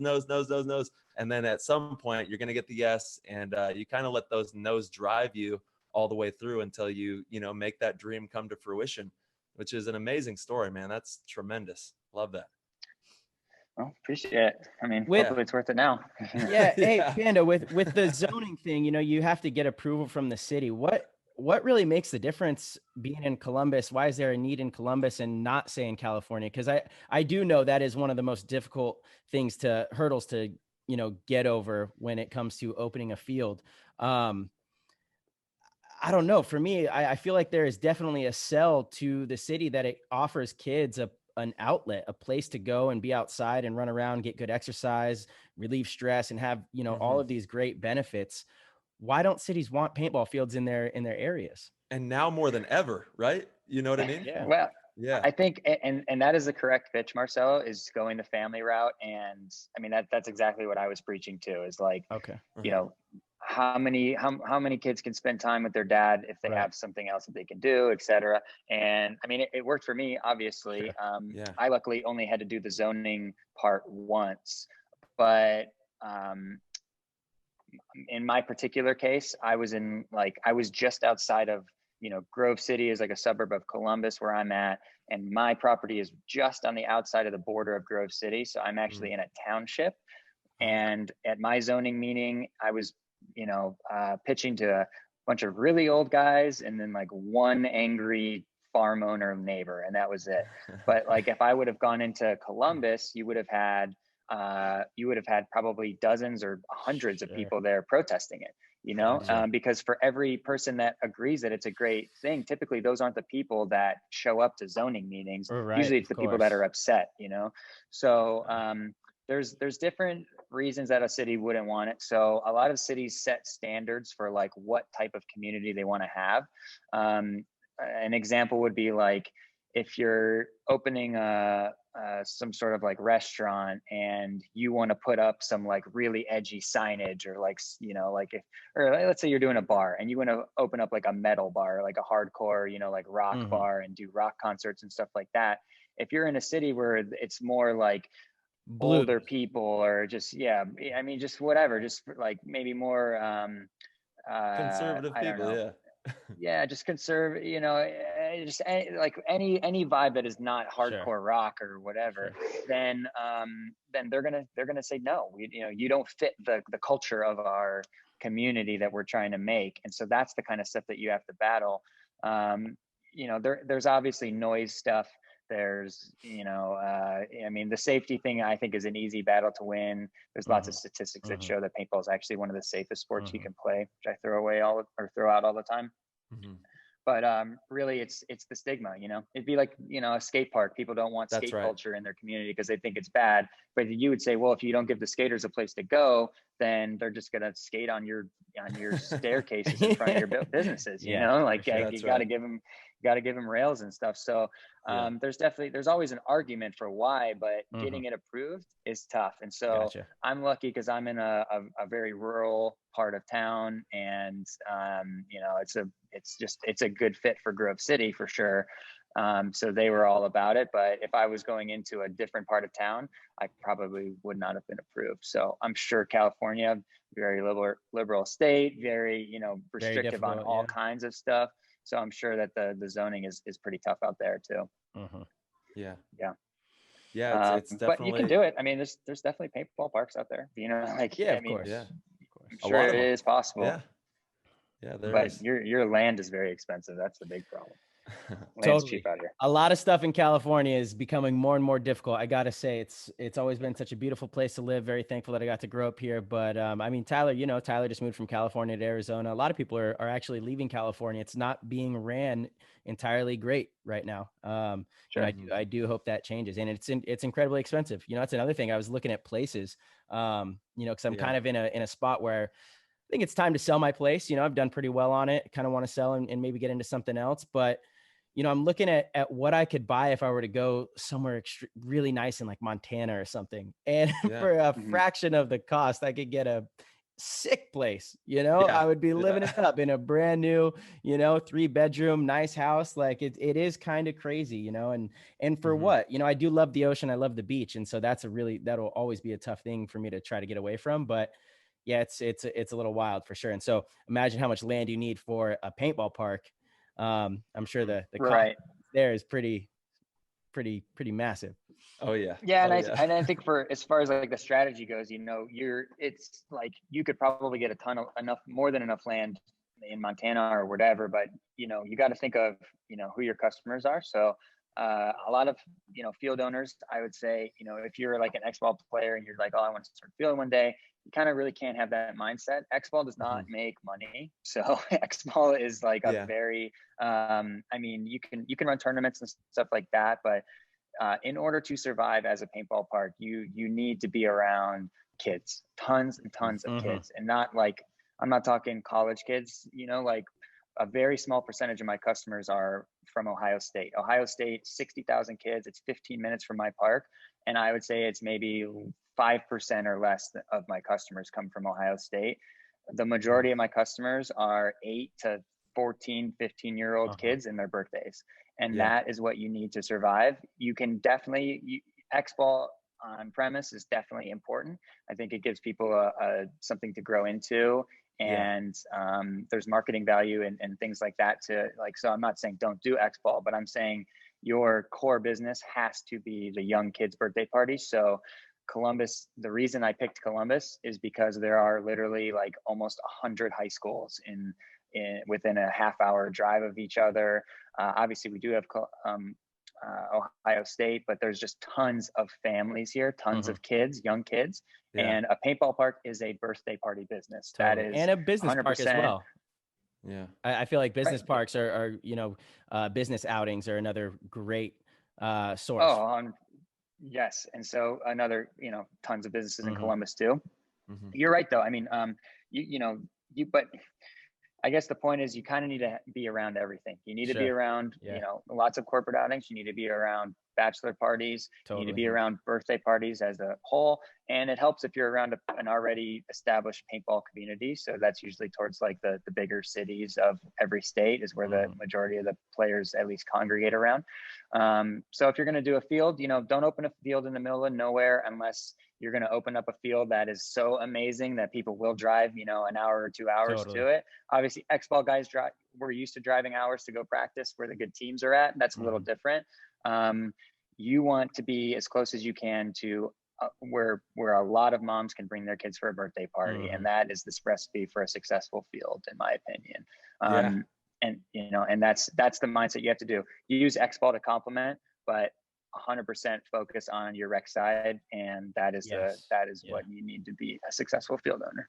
Yeah. I don't see enough field owners actually doing a good job of going and integrating themselves within the community, with the business parks, with the schools, with the, you know, the parents that are going to come and have birthday parties and promoting that side of it. It's almost like a lot of these field owners just feel like they have a paintball park and people should find them, you know, instead of marketing and advertising to, hey, you could have your children's birthday parties here. We offer, you know, this package, you know, 20 people or 30 people, or you go to different business parks and you say, hey, we offer, you know, if you bring 50 people or 100 people out once a year, you know, you get these businesses that want to do their company outing once or twice a year with you, you know, and you just get enough of those on a recurring thing that does become your core business, you know. I do think, you know, and obviously I'm not a field owner, you are, so I'm not disagreeing with you, but I do think there is a way to make money off of X-Ball as well, and make good money. It just 100%. seems, yeah. You know, it seems like with events and stuff like that, you know, paint sales alone, you would think would be able to generate pretty good revenue. So again, and that is where the money comes from in X-Ball. It is volume, right? So if, you know, I probably, so you definitely sell a lot more paint. I guess what I was really trying to say, Marcel, was like, I wouldn't open a field that's just an X-Ball field. That would be risky. Totally. Because I don't think X-Ball is a good birthday party experience. It's too close. You know, kids get 100%. Lit up. You don't really, you know, you need bigger fields for an 8-year-old to be on. I mean, granted, like the kids will go on our X-Ball field sometimes and they do like it, but I don't like when kids get shot that close. What's that? More often than not, they do not like it. Right. No, well, if you think about it, because they get hit there and it kills. And like you said, the fields they're tight. It's tight quarters in there. And I know that when I started out, I didn't start playing paintball on an X-ball field. You know, I started out in the woods and these big rec fields, and that adventure when you're a kid and you're young and you're on this huge field, it's like this huge adventure feeling. And, you know, you don't know what's around every corner. It's super exciting. And I think that like the X-Ball is like a great accent to the field. You know, you need to have it. But like you said, the bread and butter is the birthday parties, the companies, the bachelor parties. Those are going to be your bread and butter. And then we need the X-Ball to give them a route of growth, right?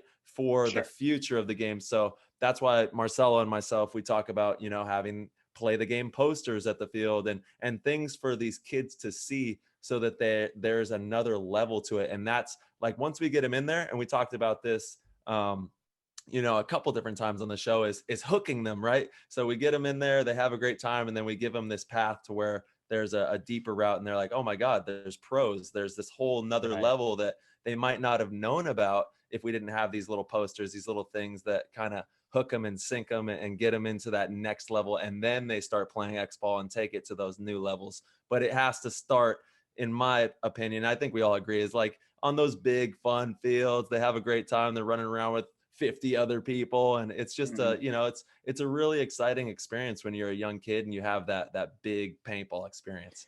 It is for sure. And here's just another thing.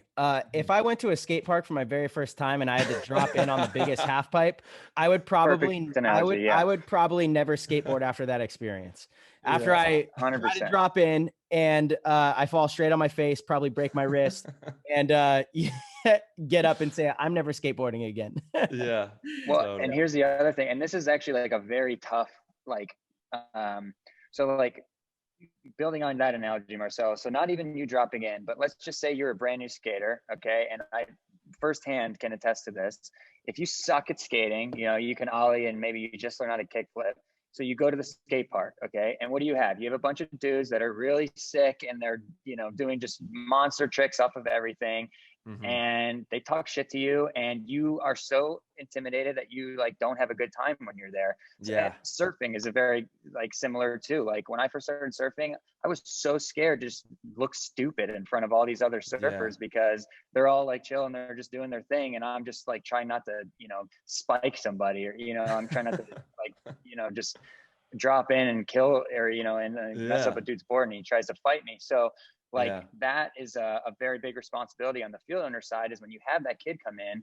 That's why, like, as often as we can, we really split up. We put the advanced players as far away, whether on the X-ball field or just on walk-on open play. We have to keep those guys separate, because if you're 10 years old, you literally don't want to play with somebody that has their own gun.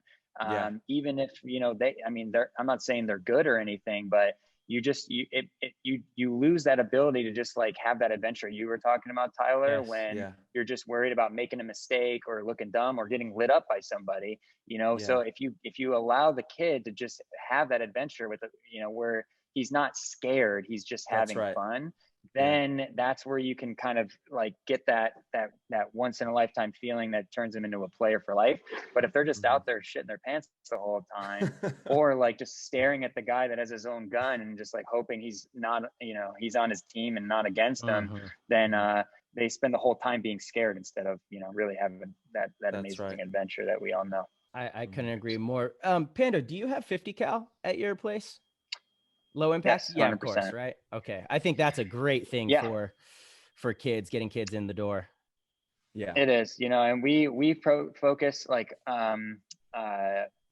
this past weekend, we had a lot of private groups, and it was 50% 50 cal versus the regular 68. Wow. We give people the choice if they do the private groups, but I think like all field owners, you know, open play like walk-ons is, you know, for us it's no big deal, but it's really tough to deliver that experience we're talking about with walk-ons, just because strangers, you never know, man. You could get some dumb teenagers ruining the experience for people. It's really tough, and I feel bad about it often when, you know, if we have a 50-person crowd on the rec side and it's all walk-ons and they're playing 25 on 25, it probably is awesome. But it's just really tough to deliver, to make sure that all 50 people are having like a perfect experience. And I really sweat the experience. Like that is my number one priority. It's why I go to the field every weekend, is because I am so adamant about making sure that everybody there has a good time. And so that's why I always push people to do private groups. And that's why I staff so many kids, so that I can host as many private groups as I can every weekend, because I know that if you are just there with your friends, if it's a birthday party and you're only playing amongst yourselves, and one of my referees is a really, cool kid too, and everyone's just having a blast and they're only playing amongst each other, I know that those kids are going to have that experience that we're talking about, because it's just a controlled environment. I'm sure that people are also having it when they just show up, with 2 or 3 people and they mix in with the walk-on group. But private groups is where it's at, man. Private groups, especially, you get the younger kids, you do 50 cal. I mean, the 50 cals, they shoot great, man. We use, EMEX and GOG enemies. Like, they shoot amazing. They still hurt. Like, it's not like it's like they're still shooting far and fast. But it's the same experience. There's literally no difference. And, we got 8-year-olds out there every weekend, just having a blast, Yeah, when your blood's pumping and you're having a good time, it stings, but it's part of the excitement. It's part of what makes paintball so fun. You're like, oh, you got to rub it. And you're like, oh my God, good shot. And you're like, I kind of hate you right now, but that was fun, and it's like that. That's the thrill of paintball. And man, thank you, dude, from the bottom of the paintball community's heart for providing these experiences for people, because and I hope that, there's a bunch of field owners out there that listen to this and also are just taking it upon themselves to really provide that experience, because that is the key right there.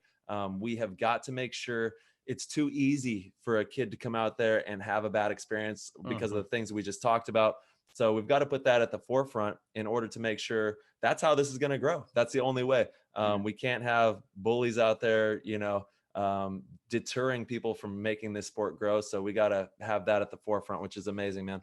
Yeah, what Dave Cheney, when Dave Cheney was on, spoke about this actually. Paintball really is a participation sport. We thrive off of participants. We need more people playing paintball. That is really the foundation of what generates income and success to the top companies, the leagues. Like, that's what it's all about. We need more and more people playing paintball and having a good time when they come out and play paintball, because it does seem like we get a lot of people that come and, we expose people to paintball, but we don't retain many of them, and some fields do. Again, like, I think you obviously do a very good job of that, but we need every field across the US. And there's so much stuff that we've talked about, having good paint at your field is a big one. That's right.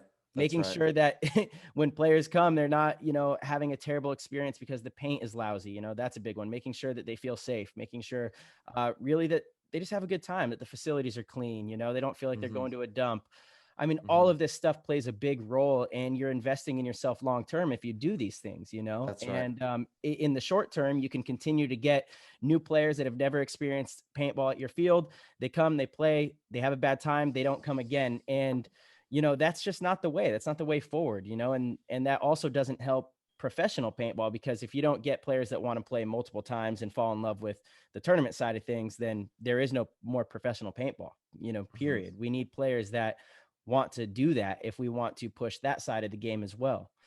Yeah, that's it, dude. Yeah, and I think, I'm confident that a lot of the field owners are doing it as best they can. I think some people, there's definitely people that prioritize maybe a higher margin over a better experience.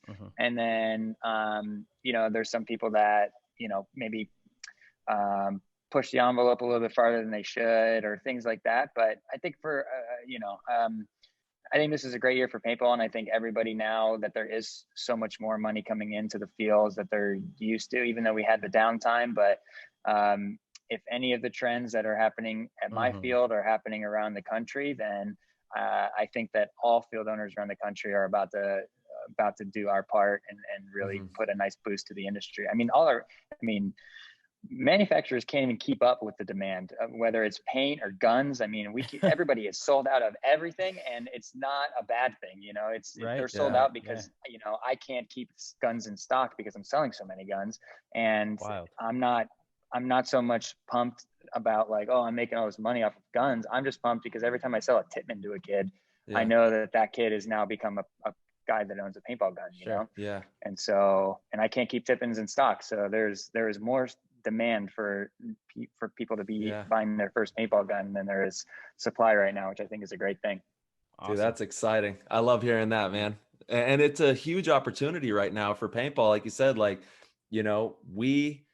I know that this has been a really tough year, monumentally tough year for so many people out there. And my heart goes out to anybody affected by this year. But like with paintball, I think that this is one of the best things that could have happened for paintball in the paradigm that we're in, just because it has that opportunity, like you said, to be outside, to have a safe environment to play.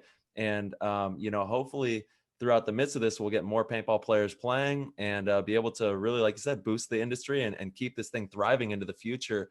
And, you know, just keep providing that good experience and having fun with the game, because it is the funnest thing you can do. I mean, running around shooting these little pellets at each other and having fun, smiling, getting those stingers on in your riblets. And, you know, it's just the best experience ever, running around and pelting each other up. And it's great for your mentality. It's great for your physical, you know, with all of the exercise as well. What I've really loved about the game, and Pando, you touched on it with something that you pitched to the city, though, is the opportunity it gives families to play something together and have some kind of bond. You know, Tyler and I both started paintball with our dads. You know, it created an amazing relationship with our fathers through this game.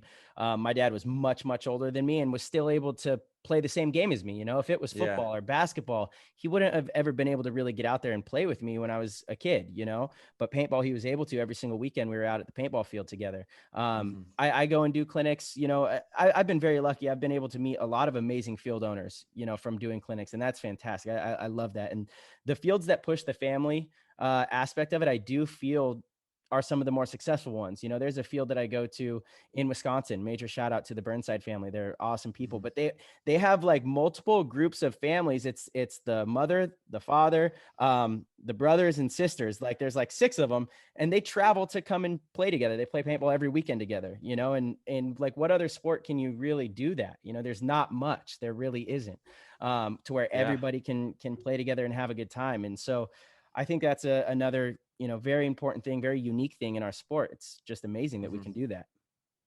Yeah. Yeah. I mean, just like fishing, I guess, would be the only other one or something like that. Yeah. Fishing, you got it. And golf. And golf. Yeah. And golf. But I think fishing, golf, and paintball are doing the best right now. Yeah, I know, man. It is crazy. Yeah, but you can't. I mean, a father doesn't really have fun when you know, you're golfing with your 8-year-old unless he's amazing or something. You know, you're just kind of just trying to teach an 8-year-old how to golf the whole time. But that's right. You put an 8-year-old on a paintball field with his dad, and the 8-year-old might be way better. That's true. That's very true. That's very true. So yeah, it is. Pando, as someone that is so heavily integrated into the industry now, you're a lifer. You're for sure a paintball lifer now. You're going to be in it for the long haul. What can we be doing as professional paintball players to help do a better job of promoting the sport and bringing paintball to the next level? Wow, that's a really good question. And it's awesome that you're even thinking about that, because I think that is important, because I think there's a lot of pro players, and some of them aren't as influential as they could be, you know? And I know that some of you guys prioritize your sort of personal brands, and take advantage of it, which I think is the correct move. But I think the biggest impact that you guys have is just the stuff that you guys do, you two in particular, very well. When you guys make those connections with those kids in person as often as you can, it's invaluable. I mean, like Marcelo, I know for a fact that there are a dozen or so players at my field particular that are like trying to climb up the ranks. And a lot of it has to do from when they met you at our clinic here, and just follow, you know, I mean, the fact that you respond to kids and whatever, I think is just so invaluable. Sometimes all it takes is just that one interaction between a pro player and a kid that converts them from somebody that might have given up or just not cared enough to somebody that is obsessed. Right. So, again, why I was such a, what Nick Laval and I were talking about after the Midwest Pro Invitational, I think the more opportunities you can do, just to go to a field. I mean, yes, a clinic is an organized way to do it, or an event, but there is nothing stopping you guys from just doing your own personal tours of the fields in your area. If somebody called me from who's nearby, I don't know, like if maybe an infamous guy or something like that, somebody called and said, hey, I just want to come and just like grind at your field, do you care? I would comp them as many cases of paint as they wanted just for doing that, and just for them to go and just say what's up to all these guys. And it's a complete win-win for everybody. It's good for them. They're going to gain lifelong fans for anybody they interact with. Obviously, there's no charge. I'm not going to charge them to do it.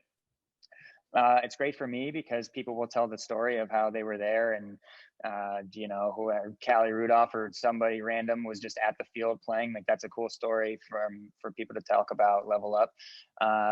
And you know, the kids, I mean, they're just going to be, it's going to just make such a humongous impression on their lives just for doing that. And it's very low cost for you guys. You get to play paintball out of it. But I would say more what a pro player could do to help everybody the most would be extracurricular, impromptu, not compensated, just, you know, go out there and just like be impression, or understand that you are a very impressionable person, or you're able to you know, totally leave a good impression on a lot of people, and take advantage of that on your own time. That is what I think. Right.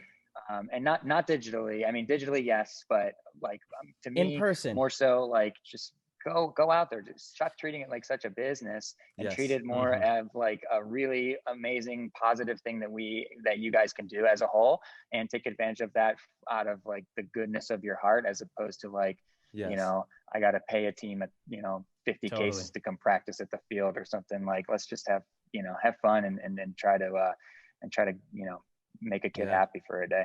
Dude, that's what did it for me. There were no clinics when I was younger. Maybe there were. I just definitely never went to any. There weren't any locally, right? There was only a few, but there were just pro players that were at the field every weekend playing for fun. And they took the time, you know, huge shout out to Davey Williamson. He was one of the very first ones who, and Todd Martinez as well, who kind of took me under their wing. And like, if I was at the field on an off weekend when they were at the field, they would let me play with him, you know? And that is why I'm sitting in this chair today as a professional paintball player with one of my best friends, another good friend of mine in the pro ranks, still doing this, is because from a very young age, it was like so accessible, and people that I looked up to took time to reach out to me and give me a pathway. And it was something that I, from a very young age, said, I want to do that. You know, I see it in person. That's what I want to do. And, I totally agree with you on that, Pando. It's as simple as even going out on your off weekends and just playing for fun and being a good person in the community, you know, giving some ideas. You don't have to do a clinic. I go out and play for fun. And if I'm out there, you know, if we lose a point or something, or even if we win a point, I'm giving pointers like, hey, you know, if you would have done this a little bit sooner, and they love it. It's invaluable stuff. And it's so easy to do. You know what I mean? It's so easy to do. It's good for the sport in the long run. It's good for the field. You know, if you can do that, your local field's going to do better, because the fields that I grew up at, where the pros were, that was where everybody wanted to be, because it was, hey, you might have a chance to see Tyler Harmon this weekend. You know, you might have a chance to see, you know, whoever it is. And so, yeah, man, that's an important. Well, it's good for you too. I mean, people are so loyal to you and your brand because you do that stuff. And so any professional player that's just hanging out, like you're not doing enough. Like you're wasting time. The biggest, you know, the bigger your brand is, the more valuable you are as a player and a marketable person, and you know, the ability to make more money in the sport directly translates to how popular you are. For sure. Well, and I mean, it also, you know, obviously, if you're a madman on the field and you don't have an Instagram, that you can still be a very successful professional paintball player. But well, you know, to be honest, kind of. Not really though, Pando. You know, you could be one of those players and you could be a hired gun on like Impact or Heat. But even at that level, you're making maybe 30 or 40 grand a year. So that's not very successful, you know, in the grand scheme of things towards other professional paintball players. Sure, that might be a decent salary, but because Tyler and I talk about this on the show all the time about monetizing paintball, right? If you want to monetize paintball as a professional paintball player, there's many different things you have to do. You have to treat it like a business. You have to be marketable. You have to be able to add value to whatever sponsors you have. And that has to be more than just your game. Your game should be first and foremost. That's your cornerstone, of course. But you need to bring more to the table. Yeah. You know, it's a multi-layered cake right there, man. And absolutely. When I got started, and just like you were saying, Marcelo, I got hooked because I was able to play and see the best players in the world, and they were always out of the field. And that is what boosted the field. That's what boosted the culture. That's why it was, you know, it was thriving at the times when we entered in, because it was just a different paradigm. The players were, like you said, it wasn't all about the clinics. It wasn't all about the dollar bills. It was the love of the game. And it was just being at the paintball field because, shit, I want to be at the paintball field. And this is the funnest thing ever. And like, shout out to Oliver Lang. He played me in a one-on-one when I was like 11 years old. I was like, yo, Oliver, can I play you? And he was like, yeah. And we went and played on a hyperball field and played one-on-ones. And from that moment on, you know, there was nothing else I was going to do. I'm playing paintball forever because of that accessibility, because of that heartfelt connection with the community at the field. That is everything. I mean, even to this day, I went out here in Arizona to Wild West Paintball. There's even a video of it, of me getting bunkered by like a divisional player because, you know, I was just out there having fun and it happens. Happens. Well, that's the thing is, you know, paintball, I'm a human too. We're all humans. And, you know, you're looking inside and you think that one of these walk-ons is going to have your back like a dynasty player. They don't. So then, you know, some guy comes tromping down the side and you get bunkered. And that's great. I love that. You know, we want to know why? Because my ego is not attached to this. I know when I step on the field with my squad, nobody's doing anything. But when I'm out there with the community, I gave that guy a huge high five. I'm like, yeah, baby, let's go. And he remembers that forever. I remember. Sure, it's just, it's a beautiful connection. And it's all about those things that boost the community, boost the field, and just have fun, man. Don't get so caught up with the ego and having to be. I'm not letting no walk-on bunker me. yeah, good for you. Come out screaming at the kid that got shot behind him. Yeah. What are you doing? Why weren't you looking this way? Yeah. And then, you know, it's just like, you know, you obviously when you're playing with walk-ons, you better have your head on a double swivel because nobody's watching your back at all. This guy just came running down the side of the field. It's like, man, good job, dude. But Ty, you're so right. That moment, again, I've spoken about this before on the podcast too. When I was a kid, I got to play Zizek Barrow one-on-one. He hasn't played in a long time, but he was on the Ironman at the time. And I won the one-on-one as a kid, you know, I was like 13 years old, and that stuck in my mind for so long. It gave me the confidence and the ability to, like, throughout my whole career, like, that was a major boost, you know, it truly was. And you're providing similar experience. Did he tell you that he let you win yet? No. And I just saw him last weekend. He says he doesn't remember it, but he also said he was super honored that I remembered it. I was like, there you go. But you know, that is the point though. Of course he wouldn't remember it. You know, why would he? But me, a little kid, 17 years later, I still remember it. You know what I mean? That still sticks out in my head. It was such a prominent day. I remember the exact uniform I was wearing. I was on Diecades. I had these blue dye jerseys. I wore a pink bandana around my neck. Back then, bandanas were like a cool thing. I remember that thing. But the point is that those moments are very important to create. And if we're not out at the fields because we think we're too good to mix in or jump on, we're never creating those moments. And people like to say, oh, well, you know, Tom Brady doesn't go throw passes with, you know, the high school guys. It's not the same, man.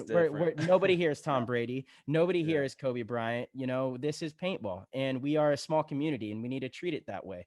And that's the only way we can build it and grow. And I love that about paintball, that it is such a small community in that sense. I don't want that, you know, maybe one day it would be nice to be able to build it to that, but I love the space that we're in right now. And I love being able to take advantage of it, you know, and I think that story that you told, like, about Zizek, right? So, I mean, if you look at people as a brand, okay, so this is like marketing stuff. Like, I'm sure, I wish Dave Cheney was here so we could dive into this hard. But that'd be good. What you just described was like sort of like guerrilla marketing, kind of like brand loyalty, right? So that guy let you play him one-on-one, and you never forgot that moment your entire life, right? Yep. So that's let's say Dynasty just went on a tour and just went to random fields in the middle of fucking nowhere, okay? Every field that you went to, you would have the ability to make an impression on anybody that came out to that field, and everybody that you met with on that day would forever be a fan of Dynasty and you and anybody that you did, because you did that. And that's all it takes, is just that one interaction. And there is nothing stopping anybody from doing that to any field, anytime. If you wanted to grow your own personal brand, if you did a tour where every weekend you drove and just literally drove to random fields around the country and just said what's up and mixed in with walk-ons, or did a free clinic, or whatever you did, nobody is ever gonna, or the majority of people are gonna remember that for the rest of their life. Or at the very least, they are going to recognize whatever team you played for's jersey, or whatever gun you were using or your person, and they're definitely going to follow you and all that stuff. But like I always like to give the example of like what's the one energy drink that you associate with paintball from back in the day? Monster. From back in the day? Monster. I don't know. No, Rockstar. Oh, Rockstar. Yeah, with yeah. Dynasty. Well, Rockstar, right? That's Rockstar right. for Yeah. sure. Or like Balls would be the Balls other one, energy. right? Yeah, that's right. Okay. And so us as paintball players, we think like I like to use Balls because Balls is just nowhere else. Rockstar is kind of everywhere, Okay. but like Yeah. fair. anytime I see a Balls, I think of paintball, or just I know what Balls is because they joined paintball. So like any company that's not a paintball company, that if anyone that went all in with paintball, we would all recognize them forever because they did that for us, you know? So I'm not in charge of sponsorships for the Webcast or for the NXL or anything like that, but that's the pitch. It's like we're very impressionable as an industry because we're so small. So if you do something, we're all going to remember it forever, because that's like it's a very like narrow window of things we pay attention to here in the industry, right?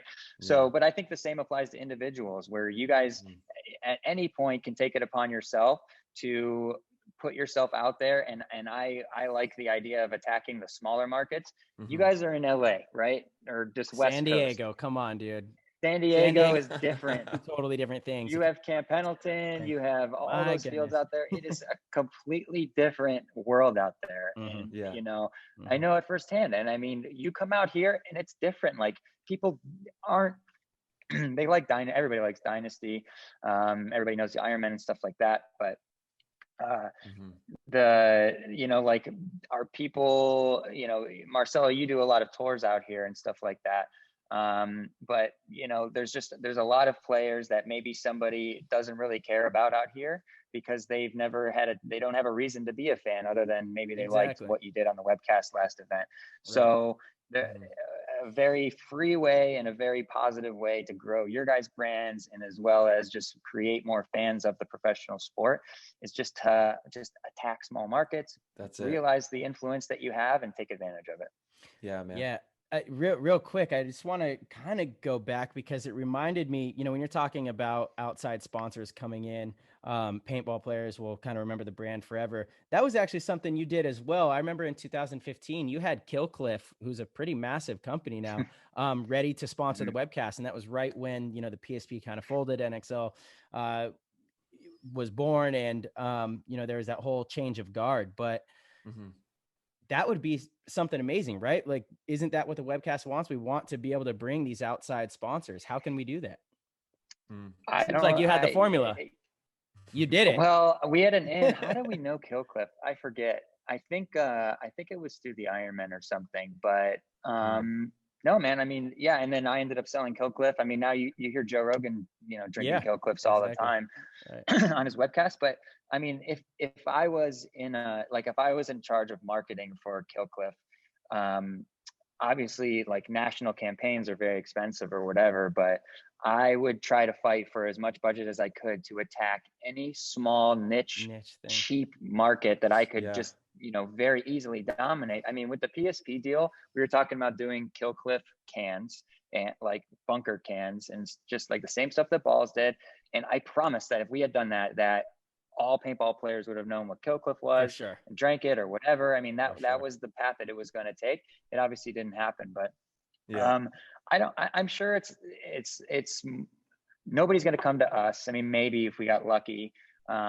We need to go attack like you attacked. You know, we got right. But that's what I was about to say. I don't know who's in charge of attacking, but I'm sure whoever it is wishes they had somebody else to do all their other stuff so that they could attack. You know, there's not too many salary jobs in paintball these days, especially on the Webcast. Now that they're, you know, separate, but I'm pretty sure that their goal is just to continue to grow the number of subscribers and just create, you know, fine tune the product. And then once a big dog gets involved, that's when, you know, when they've got teams of people that are their only job is to find these outside sponsors to come in, that's kind of when it'll happen. But you know, there's a lot of people, a lot of times there's a lot of great ideas. Everybody's got a good idea. I've got a lot of good ideas. You two have a lot of good ideas, and it's easy to bark them. But, you know, when you're sitting in, you know, Matt Engel's desk or whatever, you know, he's just trying to get his shit done. And then if you know, there's probably not much of an incentive.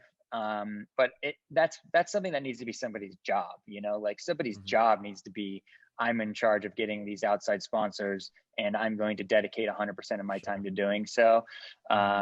Now, if the three of us own the Webcast, we would make it a priority and we would hustle it ourselves, you know? Yeah. But it seems like it is good for their bottom line if they were to do that, you know? And so I don't know how or why it's not a priority. I do want to give some love, since you mentioned Matt. Matt is one of the guys that I think goes above and beyond whatever his actual job title is to constantly do a good job pushing paintball. You know, major shout out. He is just so active on all the different stuff. And I don't know what his actual job title is with the NXL, but it seems like he is doing so much with marketing over there, you know? And he's a great dude. A lot of the guys there, that is kind of an issue, is they're spread really thin, you know? And so it's really hard for them to focus just 100% on this. But yeah, I agree. Like, I feel like that should be a priority, you know? Yeah. You would think. Well, yeah, I mean, but like you said, I mean, think about all that he does, and most of the stuff that he does is just stuff that we see. Right. And so imagine how many things are on his whiteboard that are just like, you know, that's right. Create the document that we send to all these drink companies. And it's probably just been there for a year. I mean, I got those for the paintball park too. You know, sometimes you just, you know, it's just, there's only so much you can do. And he's an employee, you know, he doesn't own the NXL, he doesn't own the Webcast or anything like that. So a lot of times that needs to really trickle down. And I mean, who knows, all the drama with GI and all this crap going on right now. It's sort of like what's going to happen. But that's pretty interesting stuff too, right there. What's going on there? Yeah. What do you guys think about the A-Rod move? Speaking of Matt Engel's birthday shout outs. Look, you know, it's kind of interesting because I was in a little bit of a similar situation. Now, I have no idea what his situation with Dye is, but back in 2015, when I left the Ironman to go to Dynasty, it was kind of similar in that the Ironmen weren't going to play the NXL. You know, the PSP had folded after the first event. The Ironmen were unsure if they were even going to play the NXL. You know, there was some other stuff that was going on as well. And so, you know, I am hearing that it's kind of similar. The Ironmen weren't going to play World Cup. That's what everybody thought. A-Rod wanted to play World Cup, and seems like he found a better deal, you know, and it's really tough because there's part of me in paintball that always says, you know, you should be loyal. You should absolutely, you know, do the right thing in that regard. But on the other hand, it's like, there's not much money to be made in paintball. And so as a professional paintball player, if you can make money, it's like, man, I don't hold it against you. You know, I'm not saying that it would be the decision I make, I guess, but I don't hold it against people as much as I used to. But it's tough. You did also just win. You were the MVP. And like, it seems like that situation was really good for you. You know, I don't know that he's going to have the same success on the field with Impact. There's a much shorter leash. You know, if you go back and watch Vegas, he made a ton of mistakes. A-Rod made a lot of mistakes. Even in the final game, there was like 3 or 4 points that, you know, on a team like Impact that might get you sat. But on the Ironman, he had the luxury to keep going, keep playing. And then he pulls out a bunch of points and ends up winning the tournament for you, essentially. You know, so it's interesting. I'm curious to see how he does with them. It did seem like he had a really good situation with the Ironman, the leader of the team. You just win, you get the MVP. So it's tough, but at the same time, I'm not putting a ton of energy into hating on it or not hating on it. Yeah, that's my take on it. I'm happy for him. Good for you, A-Rod. Like, get your money, dude. You know, my whole thing is like, I just am curious to see, because A-Rod is a bully. I'm just gonna say that point blank. Like, he has to be getting points and feel like he's in every point, and otherwise he doesn't feel good, and it rubs him the wrong way, actually. So I just am very interested to see how this all works out for him on Impact, because he's going to be, like Marcella said, on a much shorter leash. He's going to be under more of a thumb. He's got already a couple other guys that play his position. There's going to be some type of, you know, who knows what's going to be going on internally. And I think that he had such a good thing going on the Ironman. I'm mind blown, to be honest.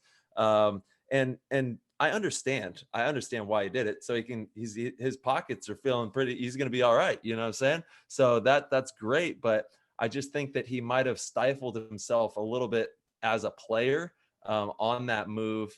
But financially, sure, he's going to be doing a little bit better, but I just don't know as a player, that was the best move for him. But hey, dude, but maybe it is though too. Maybe he goes I don't know. there and earns a starting spot and is playing every point. A-Rod has like over and over, he's proved people wrong. That's literally what he has done from his divisional days. Mm-hmm. And so, look, all I know is that Impact's going to be tough to beat. Always. And I'm looking to them as right now they are in a dominant position. They were looking really good in Vegas, and all they did was just kind of bolster their team. So. And they don't have the Canadians that are going to be going. So that's going to create opportunities for him where he'll be able to get that playing time. I heard J-Rab might not be going to Cup either. I know he's not going to any of the practices. So that will also create a massive opportunity for A-Rod. So I think that for this tournament, it's a good thing for him.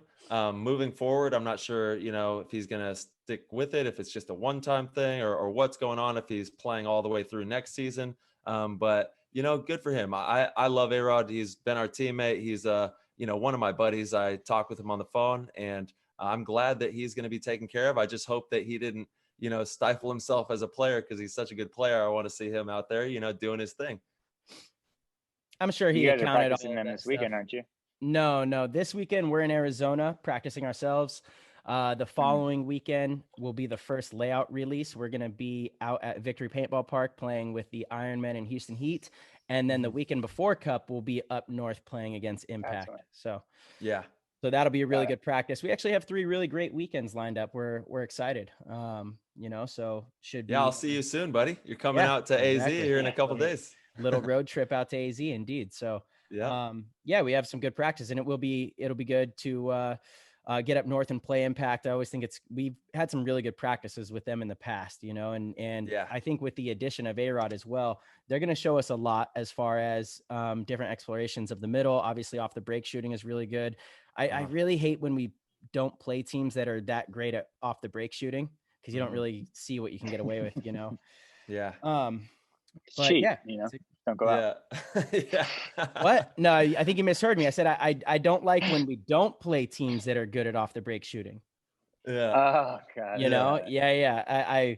I prefer when our practice partner is a really good off the break shooting team, because it just it gears you up for Sunday paintball. That's right. People are dialed in.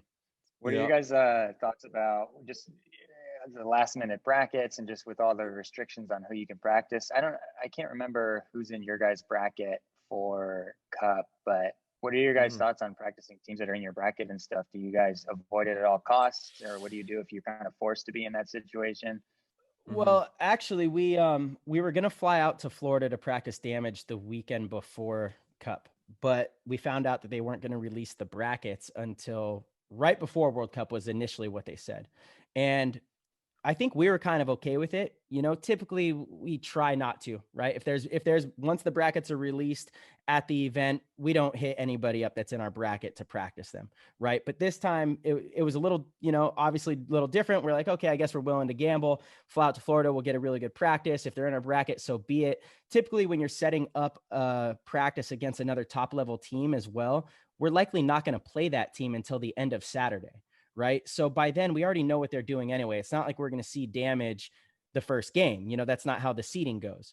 So for us, we didn't really mind, but Damage didn't want to do it. And I totally understand why some teams don't want to do that. And again, traditionally in a normal season, when the brackets are set at the event, we avoid teams that are in our brackets.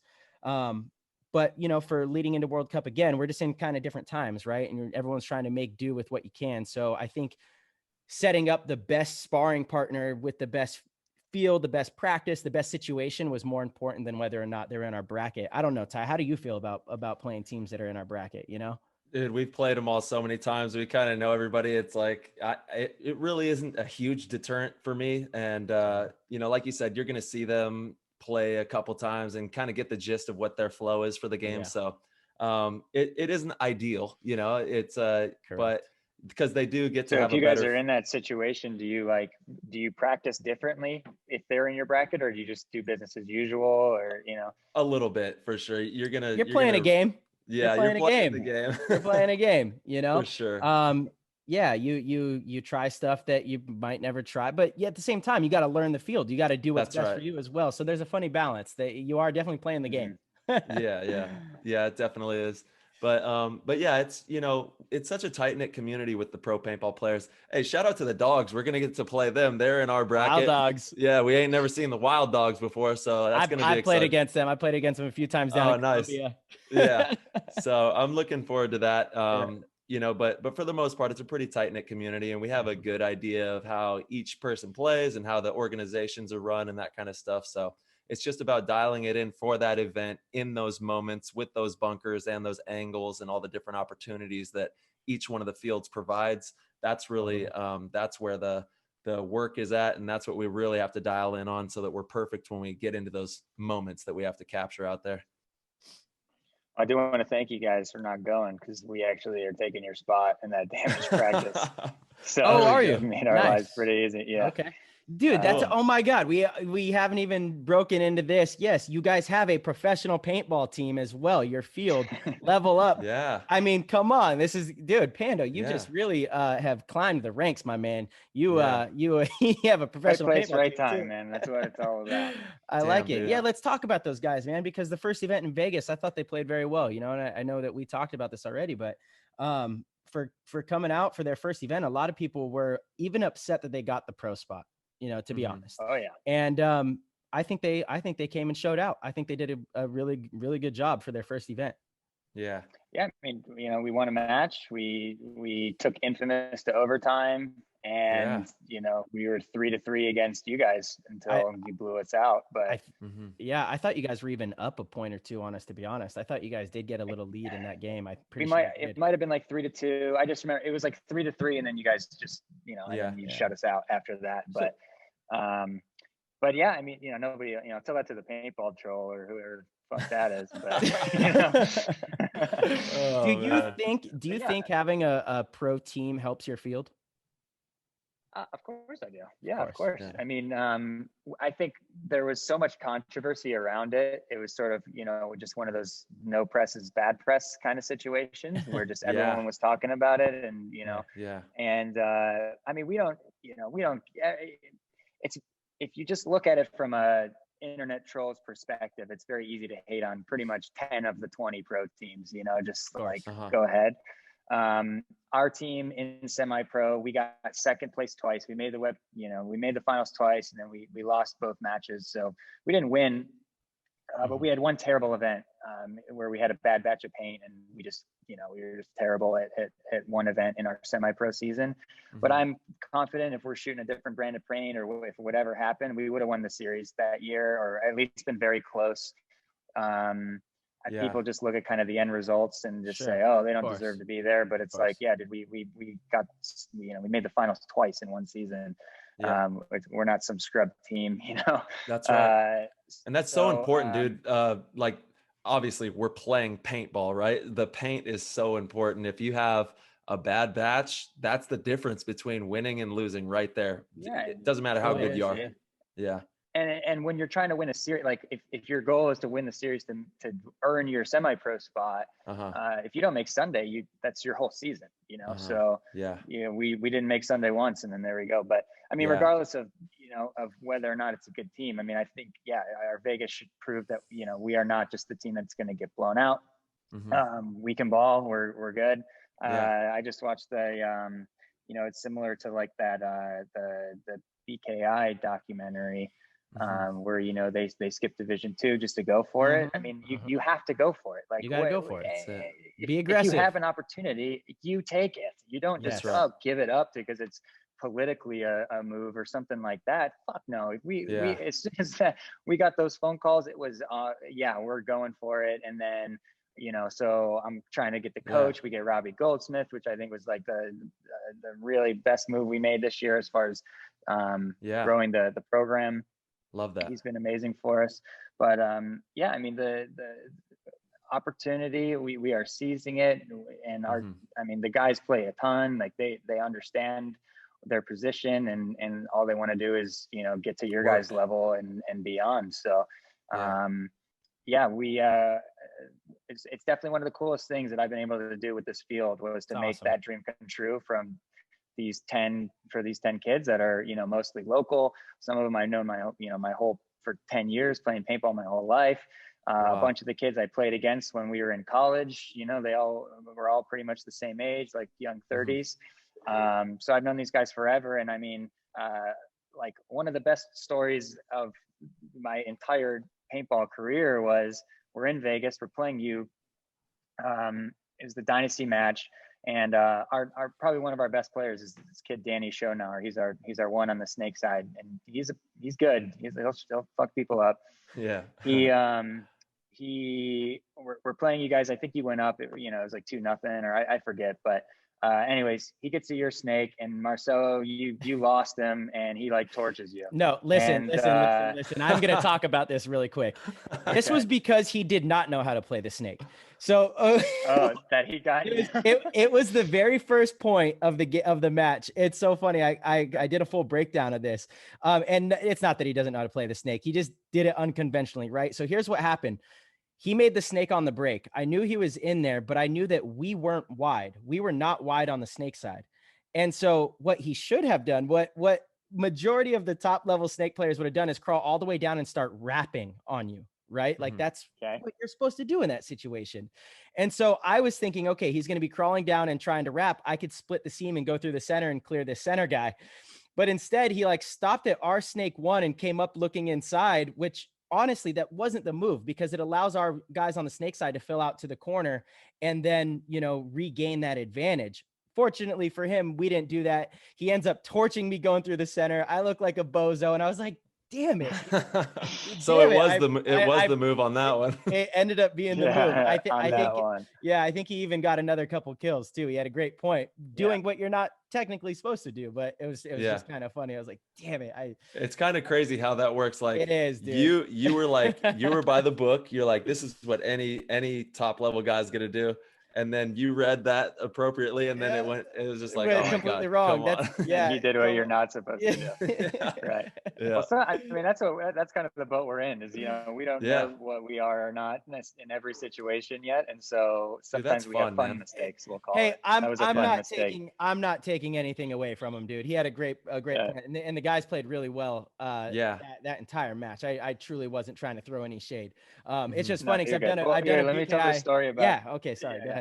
All right, well, so that kid, that is Danny. So his mom goes to every paintball tournament he's ever been to. I used to play with Danny on a team called Cleveland Imperial back in the day, and his mom was always there at every event on the sideline. She's like the nicest lady. She cooks us dinner. She's just like, but she literally goes to every single event. And so we do the semi-pro thing, and then he joins the team, and then we go to pro, and the mom's just like, this is the coolest thing ever. You know, imagine going to every paintball tournament your kid's ever been to, and now he's playing pro, right? That's so cool. We're in the pits. She's in the pits with us, and we're playing Dynasty, which is in our pro career. I mean, this is our first pro event, and we're playing Dynasty. It's every first time pros story is the time that they play Dynasty, right? For sure. And I'm on the sidelines and I'm standing next to his mom watching the event, or watching this point, and we see Danny go to your side of the snake, and we see you run to the middle, and we see Danny come up and light you up, and then I think he got like a 3-pack. He did. And the mom is literally holding me as hard as she can, and she is sobbing, crying her eyes out. Like I get emotional thinking about it, but I mean, she is like literally holding me and crying so hard because her little baby boy Danny just lights up Dynasty and wins the point. And it was just like that moment was just like a total, just like, wow, look at what we've done. And I love that, man. It just made me feel really good for that. The field gave that mom, you know, Danny's mom, the opportunity to like have that moment of watching her shoot you, Marcelo. Wow. I honestly just got the chills, man. That's actually that's amazing, because again, that parent-child connection through the sport of paintball is really special to me, you know, always has been. And I really think it's kind of a major boosting point going forward, that we can capitalize on, because it's so unique in that sense. But that's so awesome, man. Awesome. That is just, that's what it's all about right there, dude. And, if we can have more fields do what you've done, and that's the bread and butter of the success of the future of pro paintball right there, is, taking that opportunity that you guys got, going headfirst into it. It's kind of like when you get a job that you might not know exactly. You're not quite qualified for. Yeah, but you're like, yeah, I'm gonna get in there and I'm gonna learn and I'm gonna apply myself and we're gonna make this happen. Sure. And then what happens? You work your ass off and you learn, and that's how you get to those types of levels. Most people that accomplish big things in their life, it's not that they knew everything going into it. You take the jump and you apply yourself and you work your ass off, and then you that's where the magic's at right there. So huge kudos to you guys. Level Up Paintball. You guys are doing such amazing things for the industry and for paintball as a whole. So it's just amazing to see what you guys have got cooking up over there, man. I'm excited to see the team moving forward too, because it does only get harder for new teams. When you first come in, a lot of people don't know what to expect, so on and so forth. But I just loved the attack. You guys attacked all sides of the field. I don't know who attacks the Dorito side for you guys. I forgot his name, but he was just a force, and the snake presence, the middle presence, the Dorito presence. You guys were honestly everywhere on that field, and it made it really difficult. And I've spoken about this before too.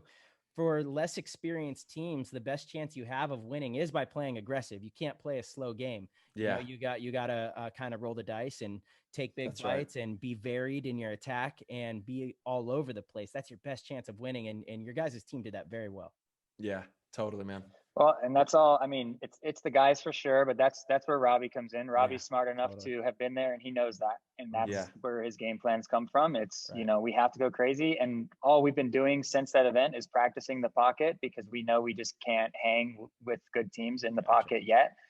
But that's what we're working on, because I mean, it's just nice. It's just so hard to beat a good team in the pocket, unless you are a really good team. Of course.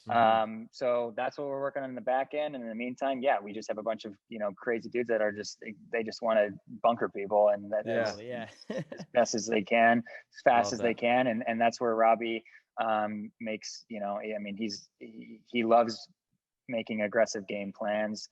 And he loves talking shit to the guys when they screw up. So it's perfect. We got to give a little shout out too, because Level Up also has, you guys have a good system. You have some divisional teams as well. And major shout out to the Dahl family, young Colton. Of course. That kid is an absolute beast. And he's like 13 years old, coming up through the ranks. But there's a ton of players out there, that you guys have done a good job of building that culture with. What do you see in the future for those kids, for the kids coming to your field? Sure. So, I mean, that's what's so great. I mean, you asked if like the pro team helps the field, and the answer is 1,000,000% yes, because now we have a direct inject, we can get people to the pro division, which is, that's not, a lot of fields can't offer that. Correct. So of course we are super pumped. And for somebody like Colton and all of his friends and people that are at the field now, that they see, okay, I need, if I continue to play at this field, I'm going to continue to bump elbows with the pro guys. And, all I have to do is have a great season or a great year or a great day of practice to get on the radar. And there you go. So as far as the future goes, it's honestly, from a field owner's perspective, it's a very tough route building the program, because it's so time consuming to deal with just even one X-ball team, let alone a program, right? Yeah. You need guys like Chris Dahl to be involved and other paintball parents.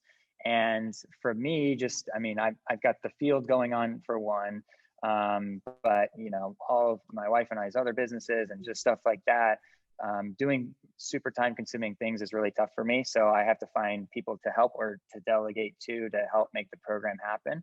So that's where I'm very thankful that we have guys like Chris Dahl, Colton's dad, involved in the program. We still are kind of looking for somebody to really be like, the Dan Smith from the Raiders program, or just like we need that guy still, I think. Colton's dad is very involved, but he doesn't really want to be that the real head honcho of the whole program. He wants to just kind of help Colton. But we are now in a position where, so we have a pro team. We've got a lot of kids that have been playing a lot of regionals, so I think we are going to be putting in an NXL team next year, division to be determined, D2, D1, something like that. But yeah, I mean, we've got a ton of players. We're still working on sort of the structure of the program, but right now we just have a ton of teams that like to put our logo on their jersey, and I hook them up on paint, and they go out to these regionals and just, you know, go kick ass. But, you know, a lot of field owners will tell you, I mean, if you have that guy, you're very lucky. I wish I had, you know, 2 of them, because the programs is a very, I mean, it's nonstop roster making, parents asking what time's practice start. And, you know, it's just, there's a lot that goes into a couple X-ball teams. And my priority is always just make sure the field's nice. If anybody needs sponsors, hit me up. I'll help you get sponsors. You help me out at the field, I'll help you out with paint, kind of thing. I'm not too involved with the divisional teams as far as like, I don't make rosters or anything like that. I kind of just help out whoever wants to help us out, kind of thing. But as far as the talent pool goes, I mean, it's Level Up is definitely the place to play the best competition. I think people know that. There are some other fields around that do play, and they do have X-ball fields, but everybody kind of knows that Level Up's where it's like the, you know, what Pendleton, or I don't even know where the field is. I guess Victory now is, but that's kind of what we have there. So the future is bright. If you know, what leagues are we playing? Let's see what happens next year, and we're gonna definitely put teams everywhere we can. That's for sure. Yeah, dude. I love it. Awesome. That's what it's all about. Playing a lot of paintball. Ty, you got any other questions for our man? No, man, this has been great, dude. Absolutely amazing story. We can't wait to you know, play World Cup and see Level Up out there. And thank you sincerely on behalf of the whole PTG Nation and paintball in general for everything that you do, dude. It's an amazing field that you've created. You have such a cool story of how you made the adventure out to Cali, and then, you know, it just trickled and all these connections you've made through all of your hard work. So thank you for everything that you do in paintball, man. And we can't wait to hopefully see you soon. Yeah. Pando, appreciate it so much. Yeah, dude. Where can people find you, keep up with Level Up? Where can people get all the Level Up goodness? Yep. And where can they stay tuned for that goodness. PTG Pro School that's going to be coming out? Yeah. So everything's on the Instagram, Level Up Sports, level spelled LVL, like here. That's, you know, Instagram is always where we keep all of our focus on our marketing stuff. So any clinics that we do, we, you know, obviously this year we sort of stayed away from events and that kind of thing. But Marcelo will tell you, you know, there's always, whenever we can do a clinic, we do. We do host some regional tournaments next year. Now that we have we have 2 turf fields and the grass field, and we upgraded our air infrastructure. I can definitely say that we're going to be hosting more events next year, whether that's us hosting our own or just, you know, and any leagues out there, we are a rentable venue. We'd be happy to host your event next year. So don't be shy, hit me up. I'm happy to work with you guys, and we've got plenty of parking and the ability to do whatever we can. But yeah, just follow us on Instagram. Shout out to the pro team as well, Columbus Level. They're on Instagram as well, just Columbus LVL on Instagram. So definitely follow the new kids on the block and watch them try to make a name for themselves this season. And definitely want to say, you guys, I'm so happy that you've got this podcast going. I think paintball really needed it, and I think you guys are the perfect two to make this podcast happen and keep rocking that all-star guest list. And you know, I look forward to you guys building your own studio someday, Joe Rogan style, in a spaceship. There we go. Now we're talking, baby. There we go. Yeah, dude. On the thank moon, you so much. It's gonna have to be in a spaceship because it's that's right. On the moon. Yeah, seriously. That's the goal, baby. Yeah, dude. But yeah, so everybody, we'll do a play the game thing at Level Up next year. You awesome. Pick a date. Marcel's really good at hounding me for dates, and I'm really perfect. So, well, dude, it's been a busy year for you as well. Major congrats to you and Meg also bringing your baby into this world. That's amazing. So thanks. Baby young Nico will be playing in no time. Yeah, congratulations, brother. Yeah, so everybody, please go follow them, Level Up Sports, and congratulations once again on your beautiful family, man, and thank you for everything that you do, and we'll see you soon, brother. Thanks, guys. All right, later, Talk bro. to you later. Peace. All right, PTG fam, thank you guys for joining us on another amazing show. That was a really good one. My goodness, Dave Pando is just an awesome dude. As I said in the intro, we really do love and have a lot of appreciation for that man and what he's doing for the paintball community. It's always good to have field owners that are out there doing the right thing, helping grow the sport and represent paintball in the highest capacity, and Dave Pando is doing exactly that. If you guys enjoyed the show, you guys could head over to our website at ptgpaintball.com. We've got some merchandise on there. We have our Patreon, and we are so incredibly thankful for all of our supporters. Thank you guys so much for sticking with us on this journey. We are looking to continue to bring you guys the hottest and greatest content.